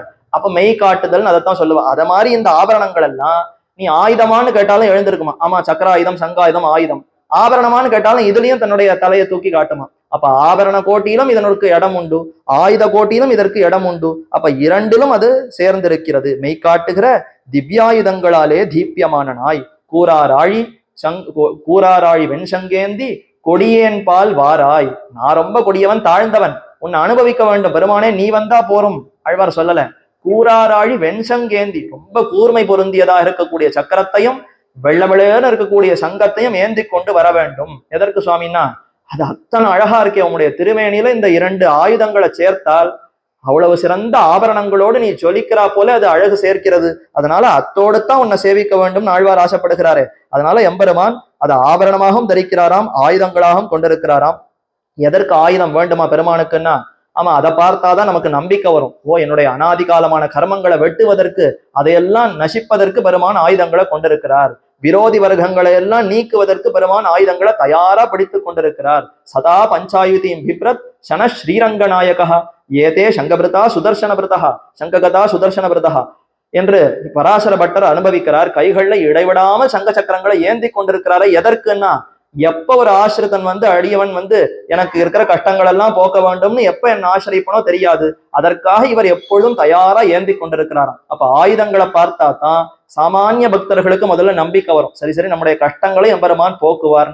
பக்தி முத்தின பிற்பாடு என்ன அழகா இருக்கு, என்ன அழகா இருக்கு, கை கழலா நேமியான் இந்த திருமேனியோடு எனக்கு அப்படியே சேவை கொடுக்க வேண்டும். அப்புறம் அதை ஆபரணமாக பார்த்து அவர்கள் எல்லாம் அதை அனுபவிப்பார்கள். அப்ப ஆபரண கோட்டியிலும் ஆயுத கோட்டிலும் இப்படி இரண்டுத்திலும் மெய்காட்டுகிற திவ்யாயுதங்களாலே தீப்யமான நாய், ஆயுதங்களாலேயே ஒளி பொருந்தியவனாக எம்பெருமான். இந்த ஒளி அவருக்கு சேர்றது. அவரே இயற்கையில சோதி வெள்ளமா இருக்கார். இப்ப கைகள்ல கூட இந்த ஆயுதங்களை அவரை பிடித்துக் கொண்டால் இதனாலையும் ஒளி வீசுபவனாக இருக்கிறான். நிரதிசய சௌந்தரிய சௌகந்திய சௌகுமாரிய லாவண்ய யவ்வனாதி அபரிமித உதார குணகண நிதியான திவ்யமங்கள விக்கிரக விசிஷ்டனாய், திவ்யமங்கள விக்கிரக விசிஷ்டன், அழகான திருமேனியோடு கூடியிருக்கிறான். திருமேனியோடு தான் எம்பெருமான் எழுந்தருள் இருக்கிறானே தவிர எந்த திருமேனியும் கிடையாது, குணங்கள் கிடையாது, ஏதுமற்றதான வெறும் பிரம்மம். நிஷ்கலம் நிஷ்கிரியம் நிர்குணம்னு ஒரு பிரம்மம் இருக்கிறது கிடையவே கிடையாது. அந்த பிரம்மத்திற்கு அனைத்தும் உண்டு. திவ்யமான திருமேனியோடு தான் எம்பெருமான் இருக்கிறார். அந்த திருமேனிக்கு இருக்கக்கூடிய குணங்கள் என்னவா? சௌகந்திய நிரதிசய சௌந்தரிய, நிரதிசய எல்லை காண முடியாததான சௌந்தரியம், அழகு அழகு அழகு. சௌந்தரியம்னா முழுமையான அழகுன்னு அர்த்தம். சௌந்தரியம்னா அங்கமங்கமான அழகுன்னு அர்த்தம். லாவண்யம்னா முழுமையான அழகு. திருமேனி முழுமையான அழகுன்னா லாவண்யம். அதுல திருக்கை என்ன அழகா இருக்கு, அந்த திருமூக்கு கோளணிகள் கொடிமூக்கா இருக்கே, திருக்கண்கள் தாமரை போல இருக்கேன்னு தனித்தனியா அனுபவித்தால் அது சௌந்தரியம்னு பெயர். இப்ப பெருமானுடைய திருமேனியில ரெண்டு அழகும் இருக்கான். அதனாலதான் ரெண்டுத்தையுமே தெரிவிக்கிறார். நிரதிசய சௌந்தரிய, அவருடைய அந்த திருமேனியில இருக்கக்கூடிய அங்கங்களுடைய அழகுக்கு எல்லை கூற முடியாது. நிரதிசய சௌந்தரிய கூடியவனாய் சௌகந்தியம், நல்ல நறுமணம் வீசுகிறதாம் எம்பெருமானுடைய திருமேனி. சர்வ கந்தகா சர்வ ரசகான்னு உபனிஷத் சொல்லுவதனாலே அனைத்து விதமான நற்கந்தங்களும் நல்ல வாசனைகளும் எம்பெருமானுடைய திருமேனியில் அப்படி வீசுகிறது. சௌகந்திய சௌகுமாரியம், என்ன வெண்மை என்ன வெண்மை, தொட்டா சிவந்து விடும், பிராட்டியம் கூசி பிடிக்கும் மெல்லடி ஆழ்வார்கள் தெரிவிக்கிறார்களே, அப்படி சௌகுமாரியம் மென்மை கொண்டிருக்கக்கூடிய அழகான திருமேனி. லாவண்யம், இதுதான் முழுமையான அழகு. அப்ப அங்கமங்கமாகவும் அழகு, முழுமையாகவும் அழகு. லாவண்ய யவ்வனாதி தருணவ் ரூபசம்பன்னவ் சுகுமாரவ் மகாபலவ்னு எப்படி ராமாயணத்துல ராமபிரானை அந்த சூர்பனகையானவள் அனுபவிக்கிறச்ச, தருணவ் அந்த பருவம் இருக்கே, யவ்வன பருவம், காளைய போன்ற அந்த பருவத்தை பார்த்தே என்ன நான் கொடுத்துட்டேன் அவனுக்கு அப்படின்னு சூர்பனகை அதையே வாய்ப்பிதத்தினாள். அதே போல எம்பெருமானுடைய அந்த பருவம் யவ்வன பருவத்துல இருப்பாராம். அதற்கேற்ற அழகான திருமேனி. யுவா குமாரஹா என்று சாஸ்திரம் தெரிவித்ததே. அப்ப அந்த யவ்வன பிராயத்தில் இருக்கக்கூடிய அந்த ஆச்சரியமான காளை போன்ற எருது போன்ற அந்த அழகான அந்த ஒரு சக்தியோடு இருக்கக்கூடிய திருமேனியாம். அதனால நிரதிசய சௌந்தரிய சௌகந்திய சௌகுமாரிய லாவண்ய, இந்த நிரதிசயங்கிறத ஒவ்வொன்றுத்தோடையும் சேர்த்துக்கணும். நிரதிசய சௌந்தரிய, நிரதிசய சௌகந்திய, நிரதிசய சௌகுமாரிய, நிரதிசய லாவண்ய, நிரதிசய யவ்வனாதி அபரிமித உதார குணகண நிதியான. ஒவ்வொன்றுத்துக்குமே எல்லாம் கூற முடியாது. அவருடைய மொத்த குணங்களுக்கும் எல்லாம் கூற முடியாது. இல்ல ஒரு குணத்துக்காவது இவ்வளவுதான் சொல்லி முடிக்க முடியுமானா அதற்கும் சொல்லி முடிக்க முடியாது. எதை போல? கோகுலத்துல இருக்கக்கூடிய பசுமாடுகளை போலன்னு சொல்லிடலாம். அங்க இருக்கக்கூடிய பசுமாடுகளுக்கு எல்லாம் கூற முடியுமானா கூட்டம் கூட்டமா எண்ணினாலும் சொல்லி முடிக்க முடியாது. கற்றுக்கறவை கணங்கள் பல என்று தெரிவித்தாரு. கறவை மாடுகள் எண்ணி எண்ணி முடிக்க முடியாது. சரி, கறவை மாடுகளை ஒன்னா சேர்த்தா கணம், கூட்டம் கூட்டமா எண்ணி விடலாமன்னா கணங்கள் பல, அப்படி எண்ணி முடிக்க முடியாதா? அத மாதிரி இப்ப எம்பெருமானுடைய குணங்களை கூட்டம் கூட்டமா எண்ணினாலும் அடிக்க முடியாது. சரி, ஒரு குணத்தையாவது முழுமையாக அனுமதிக்க முடியுமான்னா அப்படியும் அனுபவித்து முடிக்க முடியாது. அப்ப நிரதிசயமாய் எல்லை காண முடியாதான இப்படிப்பட்ட கல்யாண குணங்கள்னாலே விசிஷ்டனாக இருக்கிறான். அதுல கடைசியா சொல்லி முடிக்கிறச்ச உதார குணகண நிதியான, உதார குணம்னா வள்ளல் தன்மை. அப்படியே இத்தனை அழகையும் எம்பெருமான் கொண்டிருக்கிறாரே, எனக்கு மட்டும்தான் இந்த அனுபவம், உங்களுக்கு கிடையாதுன்னு சொல்றாரான்னா வரக்கூடிய அத்தனை முக்தர்களுக்கும் இந்த அப்படியே சர்வஸ்வதானமா கொடுக்கிறாரு இல்லையோ. இத்தனை அழகா தான் வைத்துக்கொண்டு, இத்தனை செல்வந்தனா தான் இருந்து கொண்டு, நீயும் ஆய உனக்கும் இதே செல்வத்தை தருகிறேன், தன்னையே நாளும் வணங்கி தொழுவாருக்கு தம்மையே ஒக்க அருள் செய்வான் என்று அங்க வைகுந்தத்துக்கு போனா முக்தர்களுக்கும் தனக்கு இருக்கக்கூடிய அதே திருமேனி சாமியாபத்தி மோட்சத்தையே கொடுத்து அருளுகிறான்னா தான் எத்தனை ஆனந்தத்தை அனுபவிக்கிறானோ அதே ஆனந்தத்தை இவர்களுக்கும் கொடுக்கிறான். அதனால அபரிமித உதார குணம். அந்த உதார குணத்துக்கு ஏதானோ எல்லை கூற முடியுமா? அவருடைய அழகுக்கும் எல்லை கூற முடியாது, அவருடைய உதார குணத்துக்கும் எல்லை கூற முடியாது. குணகண நிதியான, குணங்களுடைய கூட்டங்கள், கூட்டம் கூட்டமாக அப்படி குணங்களோட திகழக்கூடியவன் தான் நிதியாக இருக்கிறான். நிதியினை பவளத்தூணை ஆழ்வார் தெரிவித்தார். என்ன நிதி? இத்தனை கல்யாண குணங்களுக்கு ஒரே இருப்பிடமாக பெருமான் இருக்கிறான். திவ்யமங்கள விக்கிரக விசிஷ்டனாய். இப்படிப்பட்ட அப்ராகிருதமான திவ்யமானதாய் மங்களமானதாய், திவ்யம்னா அப்ராகிருதமானது, மங்களம்னா மிகவும் சிறப்பு வாய்ந்தது, மங்களத்தன்மை அனைத்துக்கும் ஒரே வஸ்துவாக அந்த திருமேனி இருக்கு. இந்த உலகத்துல இருக்கக்கூடிய மங்கள வஸ்துக்களுக்கெல்லாம் மங்களத்தன்மையை கொடுக்கக்கூடியதே அந்த திருமேனி தான். விக்கிரக விசிஷ்டனாய் இவ்வடிவழகு அடங்க காட்டில் எரித்த நிலாவாகாமே. இப்ப ஏற்பட்ட அழகு இருக்கு சுவாமி, ஆனா யாருமே இல்ல, தனியா அவர் மட்டும் இருக்கார், இந்த அழகை தான் மட்டும்தான் அனுபவித்துக் கொண்டிருக்கிறாரன்னா அதற்கு உதாரணம் தான் காட்டில் எரித்த நிலாவாகாமே. அடர்ந்த காடு இருக்கு, நேரம் நல்ல சந்திரன் நிலா ஒளி வீசுறது, குளிர்ச்சியா இருக்கு. ஆனா காட்டுல யாருமே இல்லையே, யாருக்கு பிரயோஜனம்? நாட்டுல நாம இருக்கோம், நமக்கு கூட தான் அந்த நிலா வெளிச்சம் ஒன்றும் பிரயோஜனம் இல்லை. இப்ப அந்த மாதிரி ஆயிடுத்து சூழ்நிலை. எல்லாரும் பொட்டி பொட்டியா வீடை கட்டி கொண்டு எங்கேயோ உள்ள இருக்கும். அதனால நிலா வெளிச்சத்தையும் பார்க்கல, சூரியனையும் பார்க்கல, அந்த நிலா வெளிச்சத்துக்கு பிரயோஜனமே இல்லாமல் ஆய்விட்டது. அப்ப அவர்கள் காலத்துல அந்த மாதிரி இல்லையே, எல்லோரும் நில ஒளியில நன்கு அனுபவித்துக் கொண்டிருந்தார்கள். அப்ப நாட்டுல இருப்பவர்களுக்கு தானே நிலா வெளிச்சம்ங்கிறது பிரயோஜனப்படும். காட்டில் எரித்த நிலா எதற்கும் பிரயோஜனம் இல்லை. வைகுந்தம் ரொம்ப உயர்ந்ததுதான், அங்க இருக்கக்கூடிய எம்பெருமானும் ஓஹோன்னு தான் இருக்கார், எங்களுக்கு ஒன்றும் பிரயோஜனம் இல்லையே, யாருக்கும் அது அனுபவமாவே கொடுக்கவில்லையா என்று கேட்டால் கிடையாது. வடிவழகு அடங்க காட்டில் எரித்த நிலாவாகாமே. அடங்கன்னா இது முழுக்க காட்டில் எரித்த நிலா போலே பயனற்றதாக ஆகாமல் அது எப்படி எல்லோரும் அனுபவிக்கிறார்கள், கூடவே பிராட்டிமார்கள் அனுபவிக்கிறார்களாம். பிருகத் ஷரீரோபி விமானதேகா யுவா குமாரத்தும் உபேய்வான் ஹரிஹி ரேமே ஸ்ரீயா அசௌ ஜகதாம் ஜனன்யா சுஜ்யோத்ஸ்னயா சந்திர இவ அமிர்தாம்சுகு என்று இது பாத்ம புராணத்தினுடைய வச்சனம், ஆழ்வாருடைய பாசுரம். உடனமர் காதல் மகளிர் திருமகள் மண்மகள் ஆயர் மடமகள் என்றும் சொல்லுகிறபடியே இரண்டட்டத்திலுமிருந்து அனுபவிக்கிற கூந்தல் மலர்மங்கைக்கும் மண்மடந்தைக்கும் குலவாயர் கொழுந்துக்கும் கேழ்வனாய் கொண்டு ஸ்ரீ பூமி நீளைகளோட வீற்றிருந்து. என்னது? அனுபவத்திற்கு கூடவே பிராட்டிமார்கள் இருக்கிறார்கள். அதற்கு பாத்ம புராண வச்சனத்தை எடுத்தார். பிருகத் ஷரீரோபி, சிறந்த பெரிய சரீரத்தோடு திருமேனியோடு எம்பெருமான் இருக்கிறார். பிருகத் ஷரீரோ அபிவிமான தேகோ. அப்படின்னா அபிவிமானம்னா ஒரு அளவே சொல்ல முடியாது, அளவிறந்ததாய் மிகவும் பெரியதாக பெருமை கொண்டிருக்கக்கூடியதான தேகம். மானம்னா அளவு, அபிவிமானம்னா இதற்கு அளவே சொல்ல முடியாது, அப்படி அவருடைய திருமேனி ஓஹோன்னு சிறந்து வளர்ந்திருக்கிறதாம். அப்ப மிகவும் பெருமை கொண்டிருக்கக்கூடியதான உயர்ந்த திருமேனியோடு யுவா குமாரத்துவம் உபே இவான் ஹரிஹி. பெருமானுடைய பருவம் வயசு என்னவாக இருக்கும்? அதுவா அவர் யவ்வன பருவத்தை அடைந்தவராகவும் இருப்பார். அதே மாதிரி குமார பருவத்தினுடைய இறுதியில் இருப்பார். யவ்வன பருவம் அடைந்தால்தான் பிராட்டிமாரோடு சேர்ந்து அனுபவிக்கலாம். நல்ல காதலிகளோடு சேர்ந்து அனுபவிக்கணும்னா முதல்ல யவ்வனத்தன்மை இருக்கணும். ஆனா எவ்வளவு வந்துடுத்துனா வயசாயிடுத்துன்னு சொல்லி முடிச்சுடுவாள். ஐயோ, அவர் இன்னும் வயசே ஆகலையே, இன்னும் குமார பருவமே முடியல, குமரனாகத்தான் இன்னும் சிறுவனாகத்தான் இருக்கார். அப்ப யுவா குமாரகான்னு சாஸ்திரம் சொல்லும் பொழுதே அவன் யுவனாகவும் இருக்கிறான், குமரனாகவும் இருக்கிறான் என்ன இரண்டையும் சேர்த்து சொல்லித்தா. அதைத்தான் இங்க பாத்மத்துல தெரிவிக்கும் பொழுது யுவா குமாரத்துவம் உபே இவான் ஹரிஹி, இரண்டு தன்மைகளும் அவனுக்கு உண்டு. யவ்வன பருவம் இப்பதான் தலை காட்டுமா, குமார பருவம் முடிகிற நிலை. 18 முடியும் 19 ஆரம்பிக்கும், 18 முடியும் 19 ஆரம்பிக்கும். ஒவ்வொரு வருஷமும் வருஷமே கிடையாது, எத்தனை தடவை எம்பெருமான் அங்க சேவை சாதித்தாலும் அடியார்களுக்கு இந்த நிலையில தான் சேவை சாதிப்பானா. அப்ப 18 முடிந்து 19 ஆரம்பிக்கக்கூடிய அந்த யுவா குமார தன்மையோட எம்பெருமான் ஹரி, அவருடைய திருநாமம் ஹரி. பாபங்களை எல்லாம் அபகரிக்கக்கூடியவனான எம்பெருமான் ரேமே, அங்கு அழகா ஆனந்தத்தோட மகிழ்கிறார். ரேமேன்னா ரமிக்கிறார், ஆனந்தப்படுகிறார். யாரோடு? ஸ்ரீயா அசௌ ஜகதாம் ஜனன்யா. அசௌ ஜகதாம் ஜனன்யா, இந்த ஜகத்துக்கெல்லாம் ஜனனியாய் மாதாவாக இருக்கக்கூடிய ஸ்ரீயா பெரிய பிராட்டியோடு மிகவும் கழிக்கிறான், ஆனந்திக்கிறான். ரமமானா வனேத்ரயா, வால்மீகி காட்டினாரே, சீதையோடு இலக்குமனோடு சேர்ந்து காட்டிலே சக்கரவர்த்தி திருமகன் மிகவும் ஆனந்தித்தான். மூவரும் ஆனந்தித்தனர் தெரிவித்தாரா? அதே மாதிரி இப்ப வைகுந்தத்துல எம்பெருமான் நித்தியசூரிகள், எம்பெருமான் பிராட்டி நித்தியசூரிகள் மூவருமே ஆனந்திக்கிறார்கள். அப்ப ரேமே ஸ்ரீயா அசௌ ஜகதாம் ஜனன்யாசு ஜோத்ஸ்னயா சந்திரைவ அமிர்தாம்சு. அதற்கு உதாரணம் காட்டுகிறார். எப்படி மகிழ்கிறார்? சந்திரனானவன் தன்னுடைய கலைகள், அந்த கலைகள் முழுவதும் அவனுக்கு சேர்ந்ததுன்னா தான் அவனுக்கு சந்தோஷமா இருக்கும், அவனுக்கு அந்த சிறந்த ஒளி இருக்கும். பிரதமை அன்னைக்கு போய் பார்த்தா சந்திரனுடைய ஒளியே ஒண்ணுமே தெரியாது, கலையே இருக்காது.